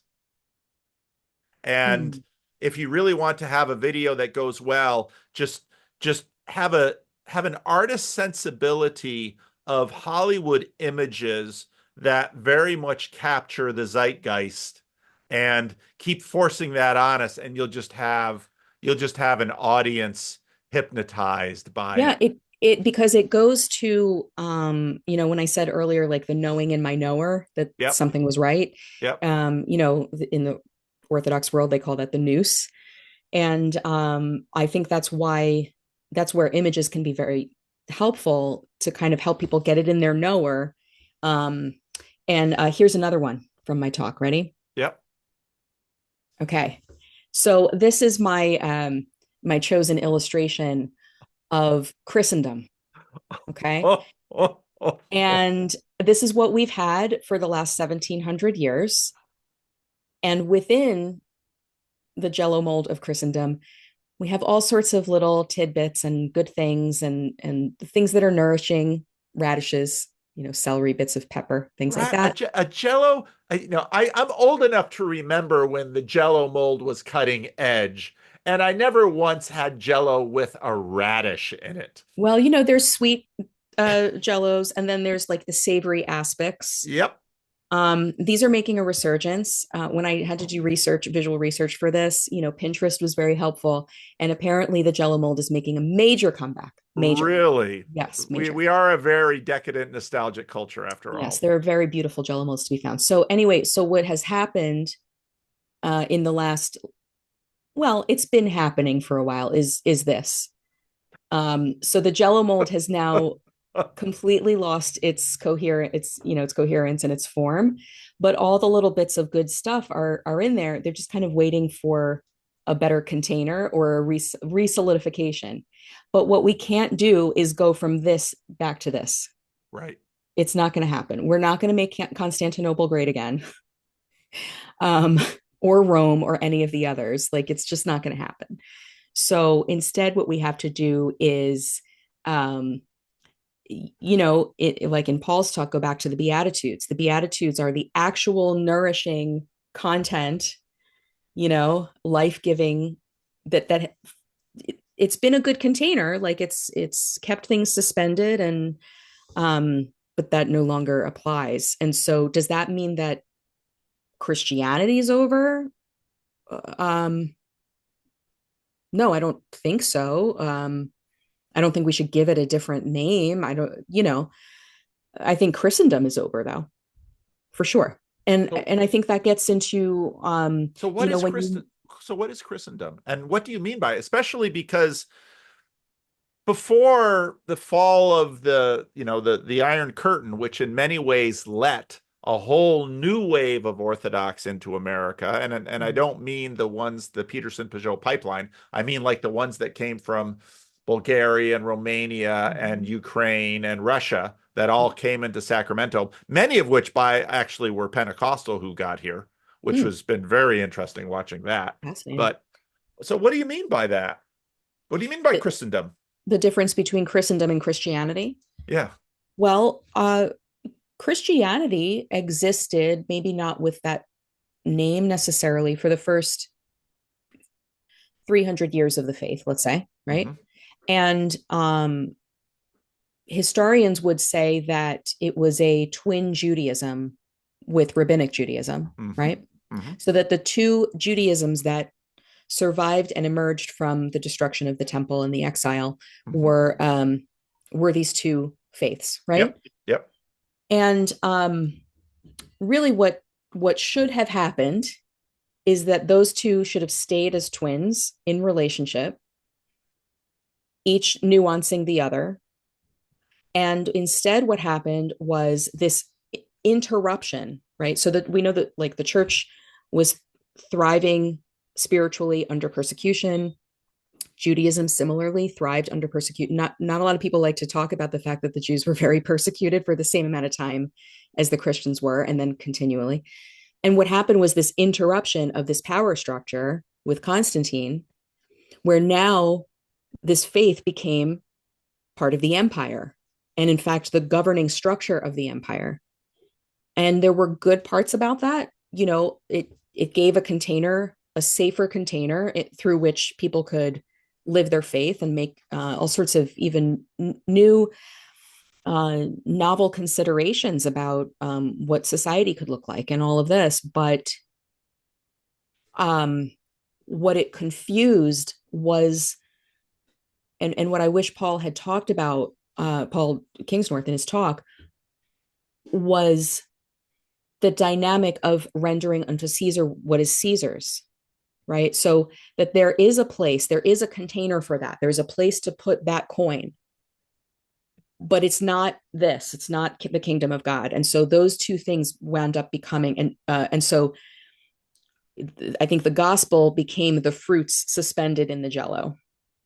That's what I mean by Christendom. Does that make sense? Hmm. Hmm. So in some ways, the argument you're making is that the first Reformation was actually with Constantine, because Call it a reformation. the dynamics between those is very interesting. I recently, so when I traveled to Italy for the first time this summer because I had a son who decided he wanted to do a destination wedding in Tuscany. So it was like, Nice. okay, if I'm going to go to Italy, I'm going to spend 3 weeks there. I'm going to see absolutely everything I Great. possibly can, which mission accomplished in 3 weeks, including a Great. wedding, which was really quite a feat that me and my family pulled off. And it was awesome. But once, when I was there, of course, because I love history and I start thinking about things. So then I start reading books while I'm on vacation, which my family finds a little annoying, but audiobooks, I can kind of mask it on airplanes and Yeah. trains.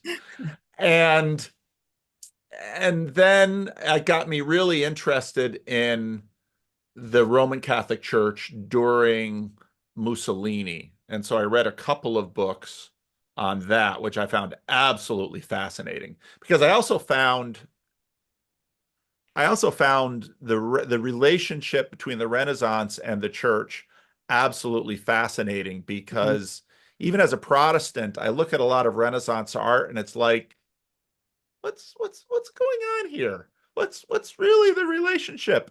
That's and you know, and sometimes people will go to the Vatican and say, "Oh, it's such a beautiful building," and I'd say, "What do you think it cost them?" And they're like, well, what, like money? I said, no, like Germany, and the Protestant Reformation. That's what it cost them. Yeah. So was it Mm. worth it? And so then I read all of these books about Pius the 11th and Pius the 12th and Mussolini, and then I ticked off a bunch of my Catholic friends. They said, no, you really need to read more. So then I read a Jesuit's take on the history of the papacy, Interesting. and in his chapter on Constantine, he calls Constantine the 13th apostle. And I thought, Mm. yeah, that's exactly what I thought. I thought, wow. Because he I said, mean, yeah, yeah. he is revered as a saint in the Orthodox Church, and I got issues. I don't know. I like his mom pretty well, but yikes.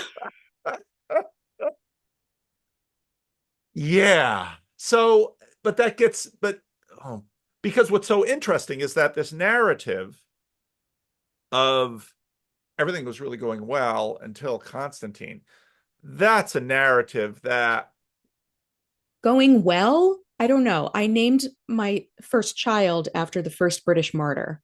So, who was a Roman Briton. Um, so was it going well? I don't want to go that far. okay. So what are we Um, talking about before Constantine then? Because what I certainly there's mean, a purity of the church a that little bit, yeah. I mean, because one of the things that persecution does is it gets rid of nominalism. Yeah, yeah. So you only have true believers. It concentrates the mind. Right. But Yeah. even in the very, I mean, even in the New Testament period, even under Paul, when we have Paul versus the Judaizers, I mean, right there, tensions are already engaged. And in some ways, Yes. one could look at one. Boy, this is going to really. What are we doing? I haven't posted it on the internet yet. There's still time to escape the catastrophe I'm that good. this the eucatastrophe that this video is going to, and this camera never moves this much. I wonder if it's when I do it or something. Maybe it triggers it. No, No. no, Okay. no. It's far more demonic than that. Trust me, because when it moves, the little green light is on me and it's watching me and it's taking Oof. careful notes. But Funny. where's I going? Oh yeah, Paul, yeah. because even in the Gospels, you have this tension, and I've talked about this often because part of what happened when I went online is I made new Jewish friends, even though, it's funny because my great great grandfather was kicked out of the Jewish community probably for marrying a Dutch girl. And Hmm. so then they all came to America and basically hid all their Jewishness because who would want to be a Jew in, early 20th century America after all? So Hmm. they hide all that. And then my grandfather says to my father at one point, he says, my father was still young during the Second World War. He says, if we had stayed in Europe, we probably would have been in some trouble. And it's like, what? What are you talking about? Yeah. And so anyway, so Mhm. so I have all these new Jewish friends, and I read the gospel, and I see Jesus is very much at this moment of this intersection, and in many ways, the Beatitudes probably more than I don't know more than, but the Beatitudes very much get at this tension Uh-huh. that Jesus has. That you can see why Gnosticism was such a big problem for the early church because the church could have sort of drifted off into a Gnosticism, but it doesn't. And it's right there in the Beatitudes where, when I was preaching on the Beatitudes a couple of years ago, I decided if I want to understand what Jesus is doing in the Beatitudes in Matthew, I should probably read every Beatitude of the Bible. And Hmm. what you very quickly realize is that the Beatitudes that you tend to find in the Proverbs and the Psalms, which is where most of them are found, are rather civilizational and naturalistic. And because you will not surprise anyone when you say, blessed are those who keep their house in order because they will have milk in the fridge and their children will go to school with lunches. Sure. It's just natural. Hmm. And then Jesus says, blessed are the peacemakers at a time when the last thing that just about everyone wanted was peace, because peace was wrong because because God's chosen people and God's holy land were completely dominated for century after century Yeah. with their inferior pagans. Right. So I mean, and so when Kingsnorth does this, it's like, oh, you are so triggering what Christianity has been fighting not only with itself but all of its neighbors, and invoking the fights that it perpetually invokes in civilization after civilization that it itself colonizes in its Hmm. own weird way. So, an interesting book to read on this is actually Tom Holland's In the Shadow of the Sword. Have you Yep. read that? Yep. Because he does such a good job of showing how the world at that time in those first, 5, 6 centuries, uh, Anno Domini, right? Yep. Um, were so they nothing was set. Everything was really an upheaval. So for the Jews and Christians in Judea, Samaria, Galilee, everything exploded and imploded, right? And so Christianity, um, partly because of those tensions that you're describing, but also partly because of the external circumstances, it winds up going east into Asia Minor and becoming predominantly Gentile within a very short time. Um, and the heresies that they needed to work out in all the early councils, you kind of almost and this is where Holland does such a great job. It's like you can't kind of fault people. It's not like Arius necessarily was trying to be a jerk. There was just everything was unstable and had yet to be worked out because everything was so new. It really was like a several century hinge, death of the old world, very much so. And that's, I mean, Dominion does a great job of that, but like death of the old world, birth of the new, and people making their calculations and just trying to figure out what's real and how the world works, because you're coming out of second temple Judaism, and it's kind of like Enochian paradigm into the Roman world that's all about uh where these maybe you could make some parallels with the kind of like deities described in the Enochian worldview to the Roman gods, like maybe, but not really. And then there's this, power dynamics and everything. And so, as a novelist, I'm going to try to like sort of parallel Paul Kingsnorth a little bit here, and just say what novelists like must do, should do, is to not pass judgment necessarily on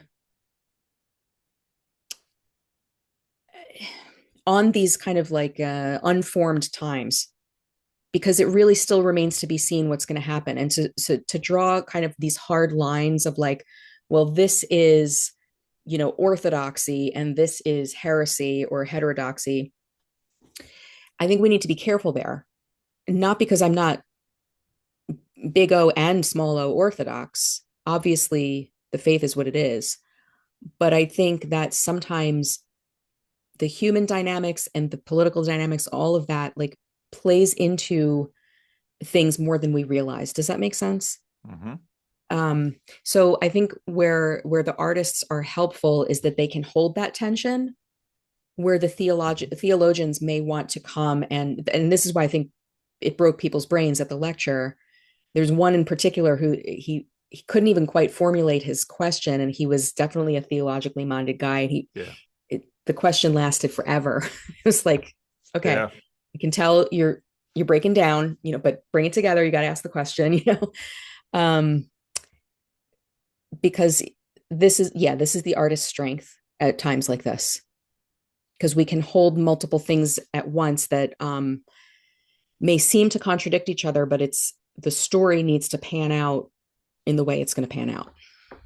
And it's also why you starve and people sometimes hate you. Um, I mean, really, It's because true. and this is where, I mean, so the pastor is like this little petty dictator in some Mhm. traditions because they actually have to organize the boots on the ground and the babies in the nursery. And, and there's that tension because if you look at Jesus' Beatitudes, blessed are the poor in spirit, for theirs is the kingdom of heaven. Oh gosh, what are you saying? Because, and this is where blessed are the meek, for they will inherit the earth. And this is where, I've been everybody sort of got enamored with Jordan Peterson's take on that. And I from the beginning said, no, it's Right. it's it's technically wrong because of sort of the sociolinguistically, because Yeah. what Jesus was reaching into the Hebrew prophets and bringing out is this tension that basically says, no, artists, even though people hate them and they starve sometimes, or sometimes people love them and I mean, some artists are fabulously wealthy. I mean, the Pareto distribution among artists is Yeah. very fierce and true, Right. but it's this tension of this countercultural Jesus that points to a kingdom where the air is warmer and can hold more moisture than the one that we live in, Yeah. and Jesus' invitation into that, which means that um, people who actually believe and sort of follow Jesus get exactly what he got. In that sense, the crazy thing about Christianity is you cannot finally distill it. Words cannot hold it all. It has to be held in a person and is held in a person. And the church has long said that the crucial, the way that this is best seen is in the absolutely audacious claim that of Son of God and Son of Man, Mhm. that the divinity of Christ is, of course, this astounding claim that the church makes that says, if you want to understand anything about Christianity, this is a this is a claim that you can finally not really calculate from below, but is the exact center of what exactly we're the assertion we're making. Yeah. Yeah. Um, I think maybe this is why those first 300 years were successful, because in an atmosphere of suffering, you really could still identify with Jesus's suffering and his outsider status in a way that once it was officialized, people still suffered, obviously. And my gosh, the Justinian plague is insane. But in terms of your place in the world, you know, you said something too that made me think. Um, there's a saying in Judaism that you don't like nobody really stops being a Jew, because like even if you're a heretic, you're our heretic. And Right. so and I wish that Christians would kind of adopt this mindset. And I do see it a bit more in the Orthodox Church because it's a cradle to grave faith, um, that you can still participate in, even if you have not made like a conscious assent of faith. Right. It's a That civilizational religion. it is. You are born into it and you're never really out of it, even Right. if you try to get out.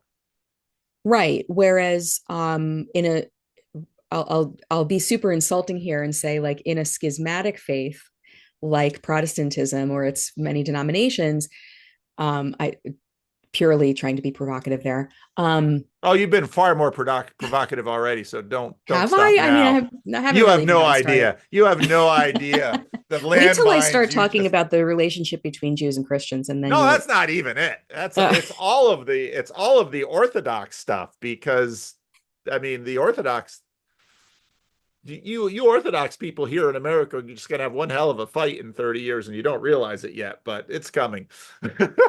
But I think that there is a sense in which we don't really have to fight.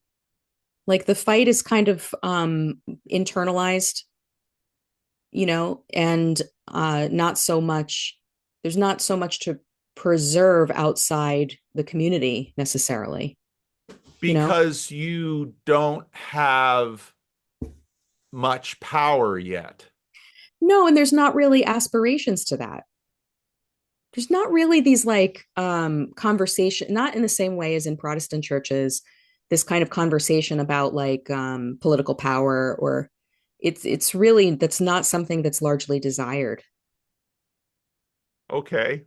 Or even this thought that we're going to kind of like shape the country or shape civilization. I'm not saying that people within the church are not political, believe me. But I think there's a bit more diversity of politics because the faith is seen as something that supersedes that. And so there's room for people to be able to wrestle things through, because it is a sacramental faith. You can wrestle things through in confession or in the sacraments, or um, in your relationship to the hierarchy and things like that. I'm finding there's a sort of structure there's an app for that, in the Orthodox Church. There's an app for that, whatever you kind of bring to it, which is nice.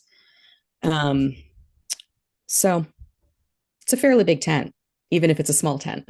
It's bigger on the inside than it is on the outside. Well, and part of the, gosh. So in America, you have Russian Orthodox, Ukrainian Orthodox, Romanian Orthodox, Greek Greek, Orthodox, mm-hmm. Coptic. Antiochian Orthodox, Mm-hmm. Coptic. I mean, you're all over the map. Whereas in Moscow and I mean, and this is part of why Americanization, it happens in America and then it spreads throughout the world, Mm-hmm. because what America got going, I mean, people don't often pay enough attention to the fact that the name of this country is the United States of America. And for example, in Canada, they have provinces, and Americans look at that and think, oh, isn't that strange what they call their states? No, no, no, no, no, you don't understand. Um, you don't understand America, never mind Canada. And so part of what I'm watching with the coming of the Orthodox to America is what has happened to every Christianity that has been transplanted here, almost, pretty much right from the start. Mm-hmm. And You think that'll happen with Orthodoxy too? I'm watching it happen with Oh yeah, Orthodoxy. right. Yeah, it's very interesting It's because very I belong interesting. to the Orthodox Church in America, which is has its foundations in Russia, but is autocephalous and therefore transcends ethnicities. And we have our priest is a Protestant convert. There's a lot of Protestant converts, so there's that intersection of like, um, cradle Orthodox who just don't understand like people like us, or so, once again, I'm kind of, have a foot Yeah, in yeah. multiple worlds, but I'm used to that. So, Well, and that's very much what New York is about, and that whole area of the country. mhm. It is a place where, I mean, sometimes they make it work in ghettos, which of course is sort Mhm. of what happened in New Jersey, where I grew up. You Sure. very much had your little ghettos. Mhm. Um, Sometimes, Sacramento is different in that while there aren't really ghettos here, there certainly are areas of concentration, Sure.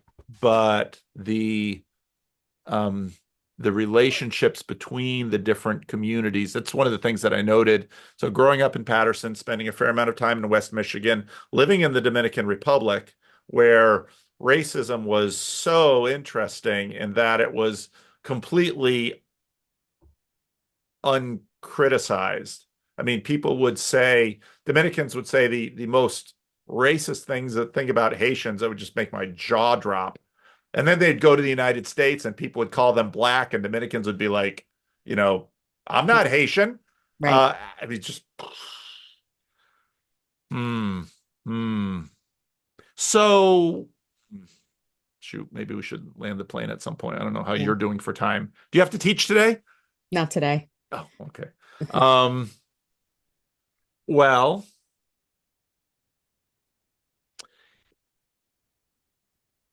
if you had to give a rebuttal to Paul Kingsnorth's talk at First Things, Hmm. what would be some of the points you'd want to make? Not even a rebuttal, but just a response speech. Yeah. So I had mixed feelings about it. I thought, I watched your video about the talk, your immediate reaction to it, and I agreed with it. I thought, yeah, he needs to keep going. He needs to continue to be bold in his beliefs and assertions. I still think there's an air of the political there that I don't like. Um, but I think I think he still has the idealism of the young convert. And I recognize that. It feels very familiar to me. Like I remember the kind of like, well, it says here, clearly says in the Beatitudes, and so when he calls Jesus or no, when he says our original design in the Garden of Eden is that we would be vegetarian farmers, my response is, yeah, but so should we also be nudists? I mean, how far do you want to take this? Because like that hasn't gone well when people have tried it. And, so clearly, like some things do not still apply. So just like we're not going to make Constantinople great again, we're not going to go back to the garden. Like that's not how Revelation ends.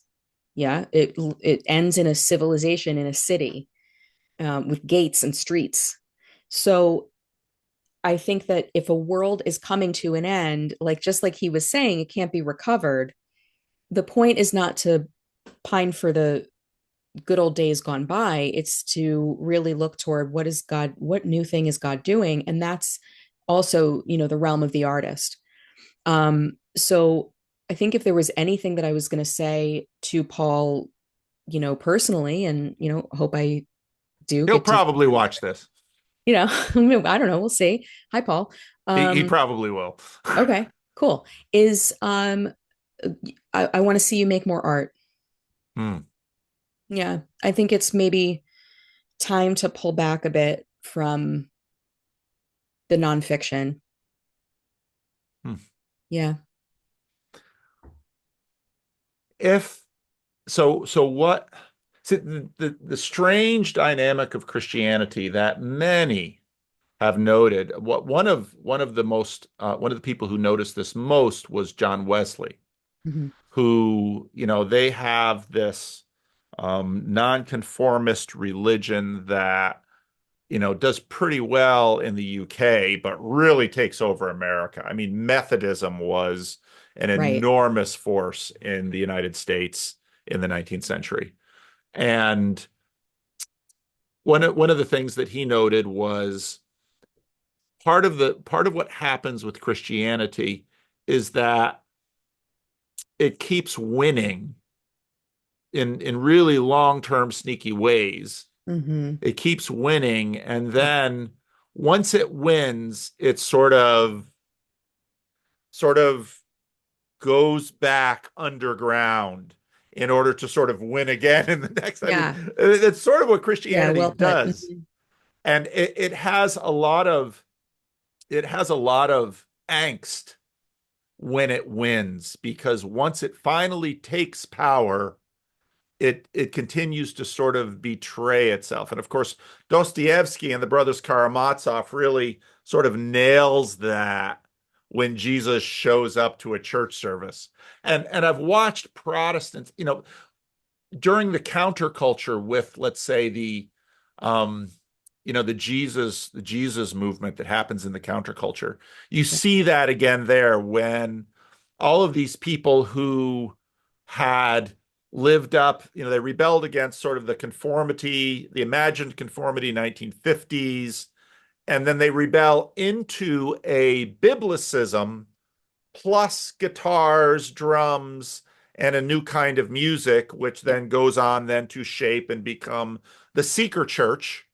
But then that also then will inform the emergent church that pushes against the seeker church. I don't know if how many of these labels. When did you sort of join up with the Orthodox? About 4 or 5 years ago. Okay, okay. Yeah, maybe So more. you know who Nadia Bolz-Weber is, Yeah. and you know who Mark Driscoll is, Yep. Mm-hmm.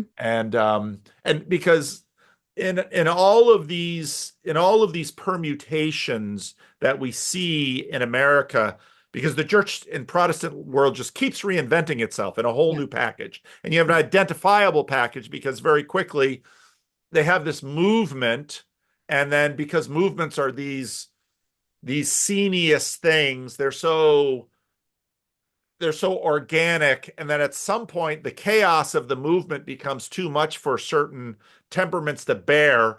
They start to organize it, and so Yeah. then the movement gets organized, and then it becomes the vineyard church or this thing or that thing, but Yeah. then it sort of ossifies and structures, and then they blow it up again. And I mean, this is what we see churches doing all the time. Right. So and the artists are often the ones, just like I said, the senior pastor already has his vision in place. And so, boy, this musician, he or she is just right there at the edge, and people are coming because it's right there at the edge. And before you know it, this person that the senior pastor gave the microphone to and he brought his guitar says something into the microphone, and the senior pastor says, "You Right. just destroyed my church." Yeah. Yeah. My church.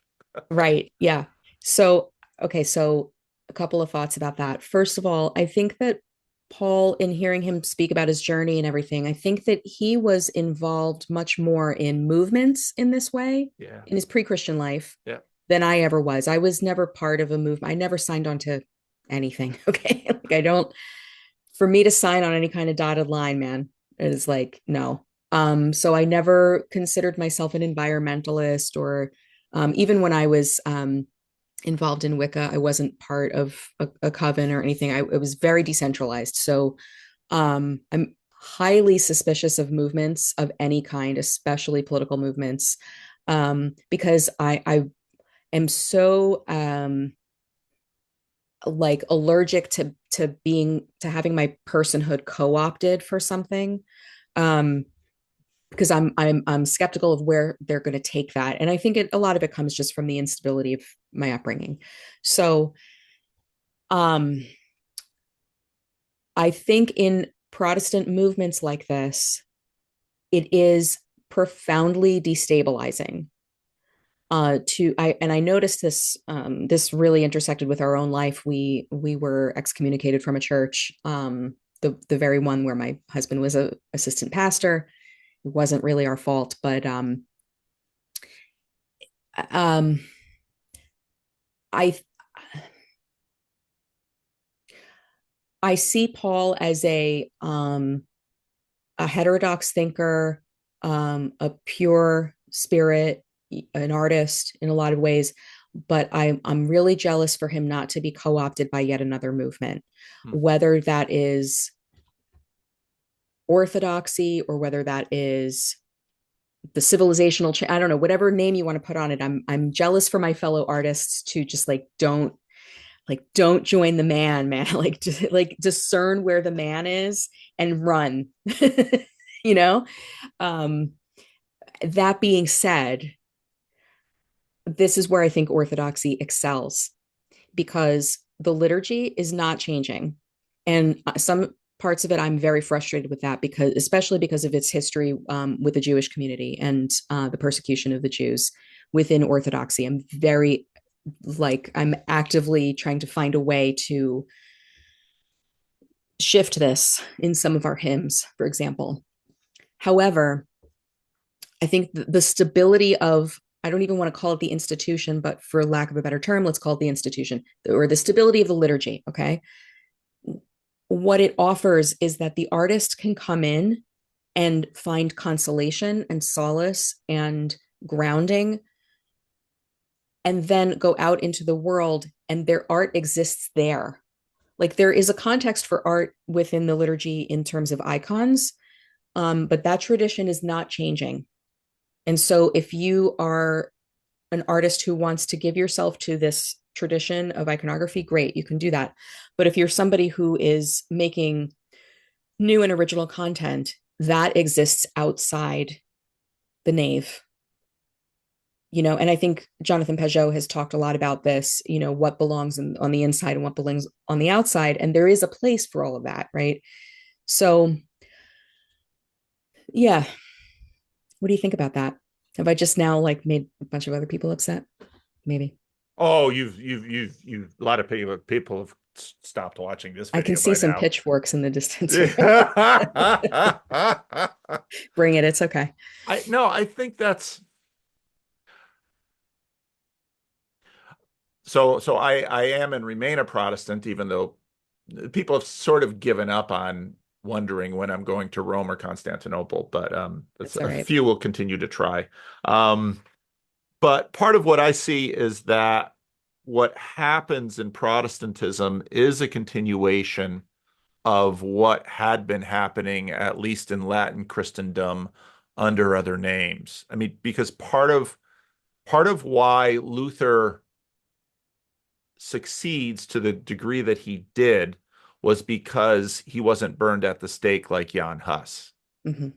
And the reason that that happened was because the ongoing relationship between the church and the magistrate, let's say, or the prince in Luther's case, um, was continuing to roil. And I think, again, part of part of why I think Tom Holland has been so helpful is he, in his book Millennium, what's the American version of that?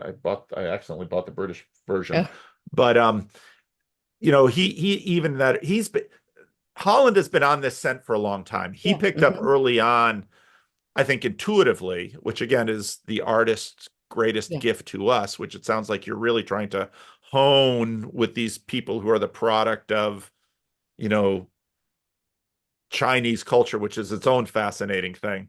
Um, is this is this relationship that again Jesus just really nails in the Beatitudes, Mm-hmm. which I think people pick up intuitively, but they can't articulate. And Holland gets at this right there in that crux Yeah. about once a once a movement becomes the government. And this is what's been happening in American culture because Mm-hmm. you look at the I mean the Democratic Party is basically the boomers, the hippie generation winning the boomers, and they inherit power. And then other aspects of it. I realized this with Robert F. Kennedy when I saw a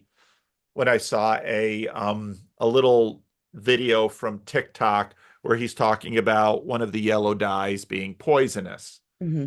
And so I thought, oh, look, another boomer starting a new revolution against processed foods. Yeah, we haven't seen this at all, have we?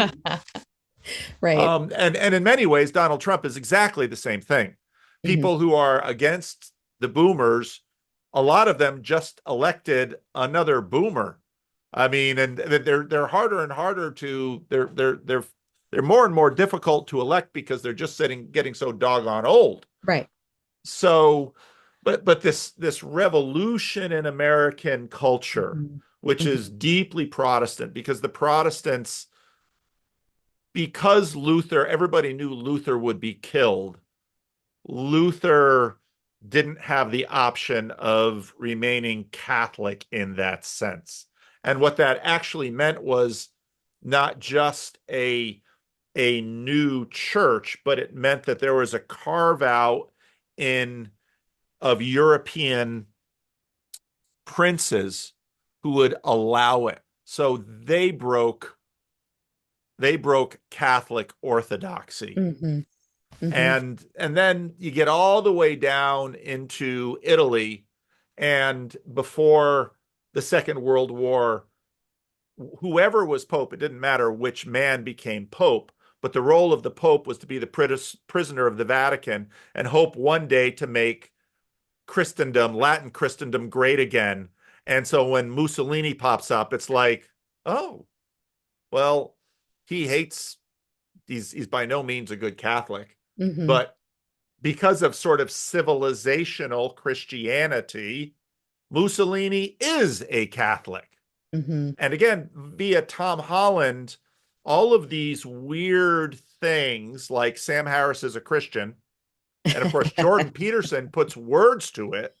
Mm-hmm. And that's why when Tom Holland, I first see Tom Holland, it's like Peterson and Holland, there's a real similarity between what's happening with these two. Mm-hmm. And it has everything to do with exactly what you said about orthodoxy, about these civilizational instantiations of Christianity, where it doesn't matter if you've never gone to mass in 30 years and you're using birth control and you vote for our last Catholic president who was really all for abortion.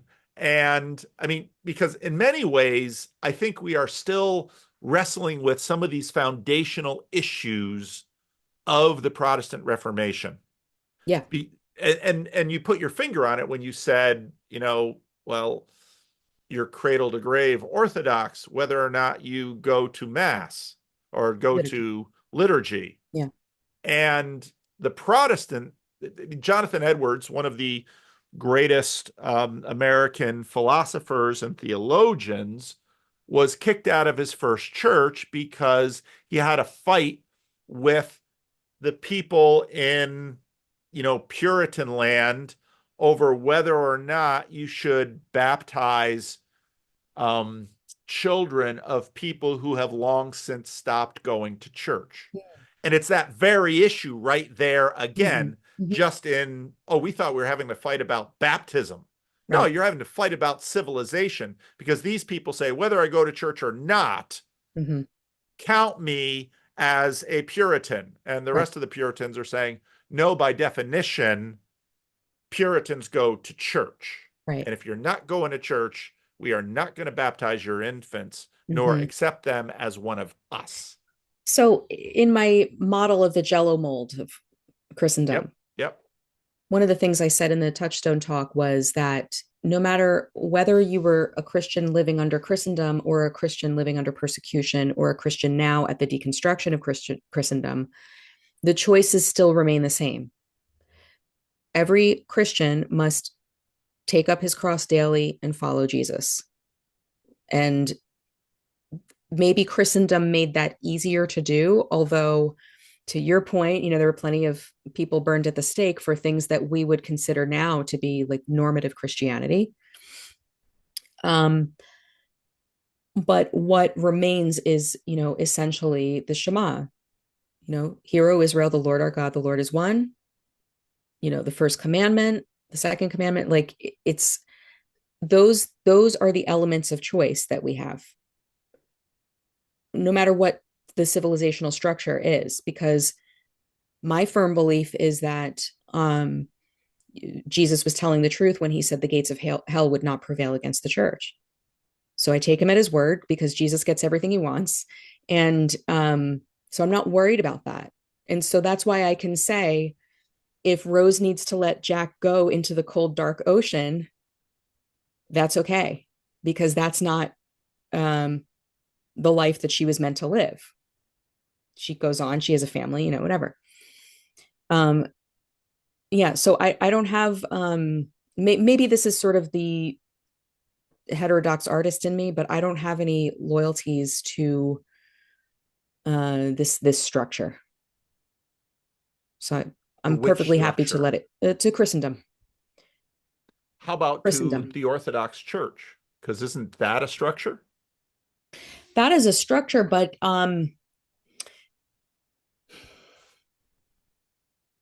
the Orthodox Church, I would say, is something. Well, I would say the church. largely, writ large, is not Constantinople. God's kingdom is not of this world, right? So, um, do I think Orthodoxy is going anywhere? No, I don't. Do I think conversely that everybody needs to become Orthodox? No, I don't.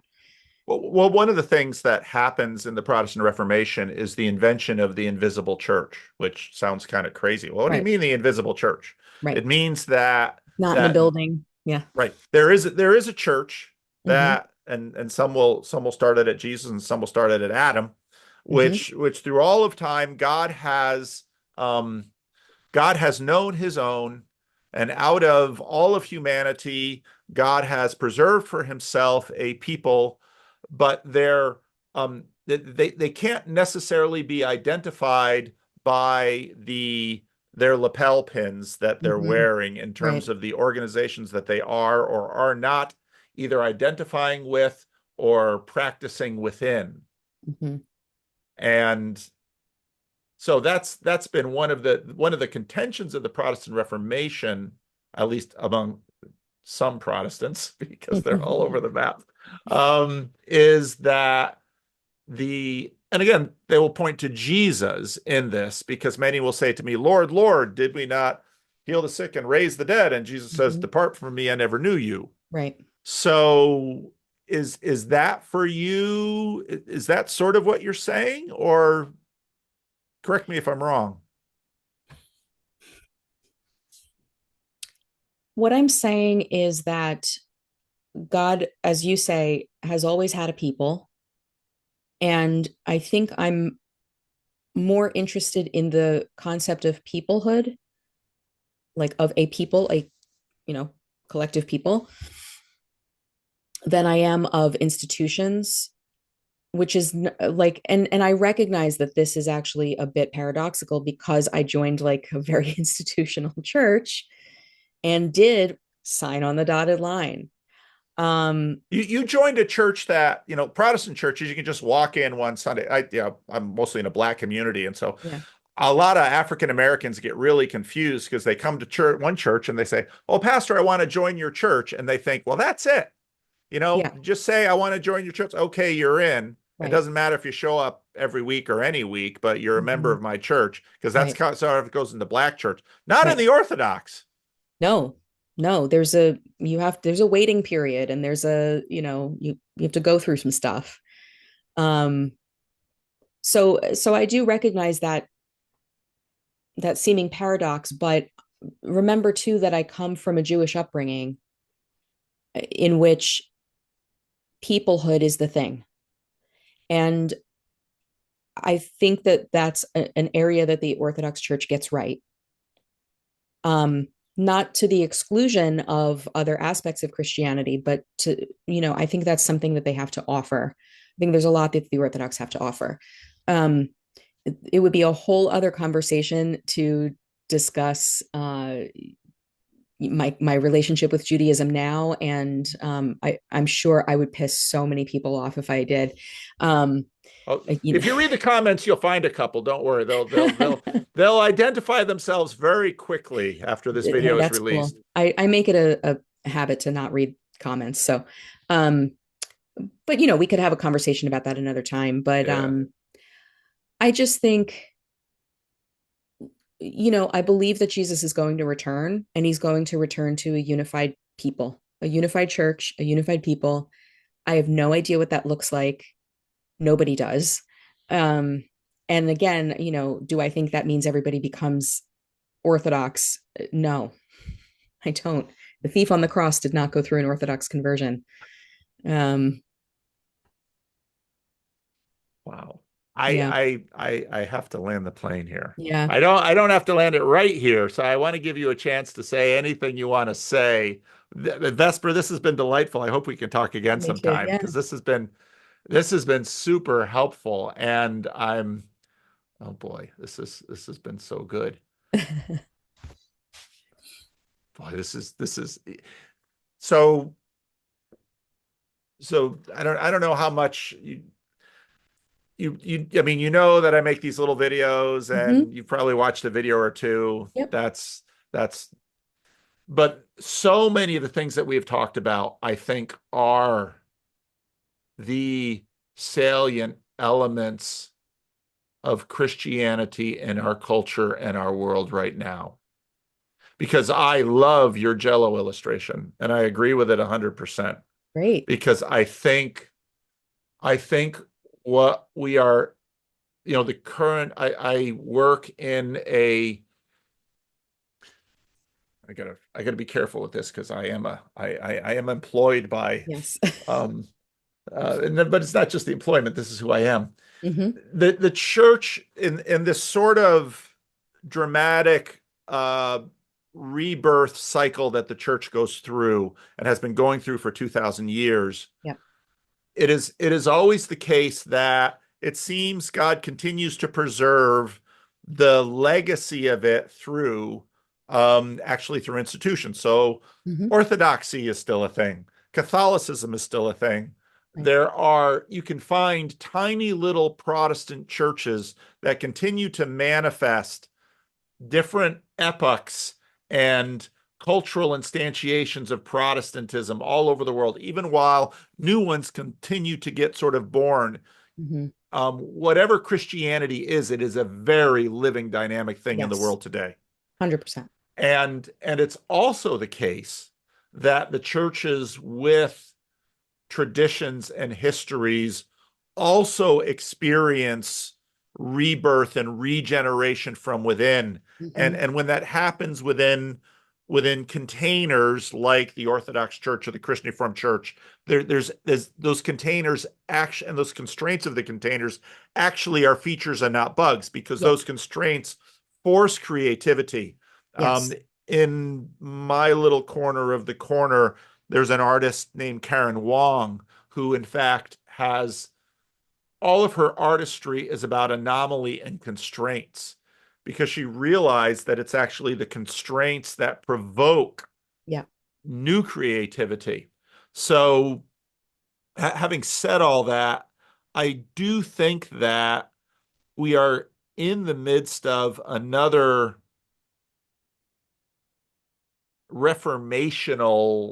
reformation-ish period of the church where Hmm.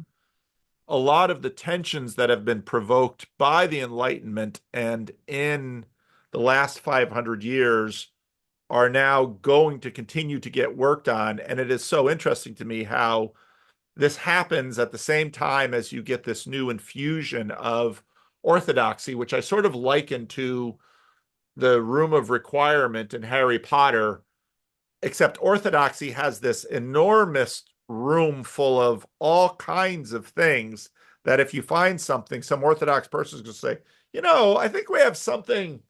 This reminds me of something way back in the story. I'm going to go get that and Yeah. I'm going to bring it to like Kansas Hmm. and see if it can grow in Kansas. Yeah. And so we're living, I think, in one of the most interesting, dynamic, um, opportunity laden periods Hmm.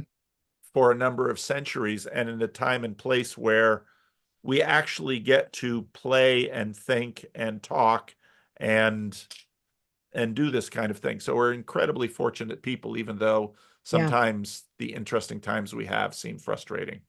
Growing pains are called pains for a reason, Yeah. but I think the benefit of our times is that we do have these sort of mutual infusions, that it's the Protestants are infusing the Orthodox Church Yep. and vice versa, Yep. and we're all Hang on having one second. conversations. Yeah. Again,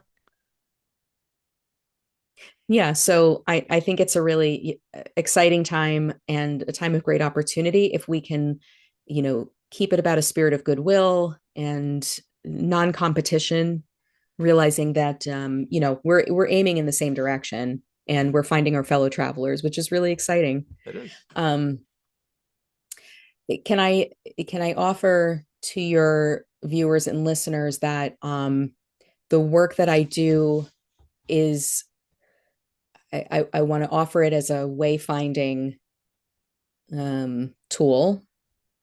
I work in historical rhymes, so to speak, and I try to find some parallels to our own day without being overt about it, just telling a good story. But there's always echoes of the past in these stories. And so, especially for people who are looking for literature for their young adults, their teens, I do picture books as well, but I just illustrate those. But in terms of the novels, most of my readership is adult, um, but it's there, for parents who are kind of wanting to help their kids So navigate. name some of your books.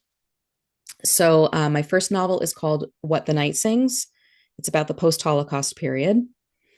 The follow-up to that is Berliners, which is 15 years after the end of the war and what Germany looked like, what transitions happened in Germany. And so it's about the Berlin Wall going up in 1961.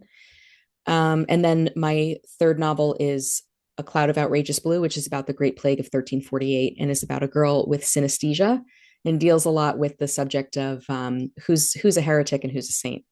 Wow. Wow. Well, I think some people are going to buy and read your books. Cool. Hope so. And So, I love interacting with readers. So okay.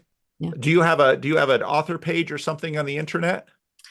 You can find me at Vesper.cool.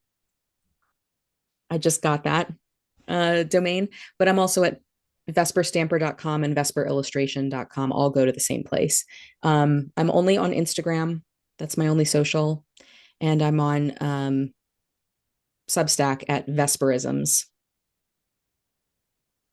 All right. All right. I will put links to all of those except the Instagram because I'm not on Instagram. I don't understand Instagram and I've already got too many social media things, so It's fine. That's why I I only don't have do one. Instagram. So Good for you. Vesper, this has been outrageously good. So I I'll warn you that you probably get follow-up invitations for conversation on the internet, and Cool. that happens with my people. But and you Groovy. can do with that as you will. But I if I go to ARC again, I expect I'll see you there. Yes, we'll raise a glass. All right, Or I and don't know. If you don't drink, we'll toast with tea. we can toast with whatever drink we have available to us. Cool. So thank you so much for for initiating this. I'm really glad you did, Cool. and I really look forward to I really look forward to reading your book. And Awesome. because I actually this period in time to me is a super. And again, it's one of these periods where the deep things have to be processed, Yeah.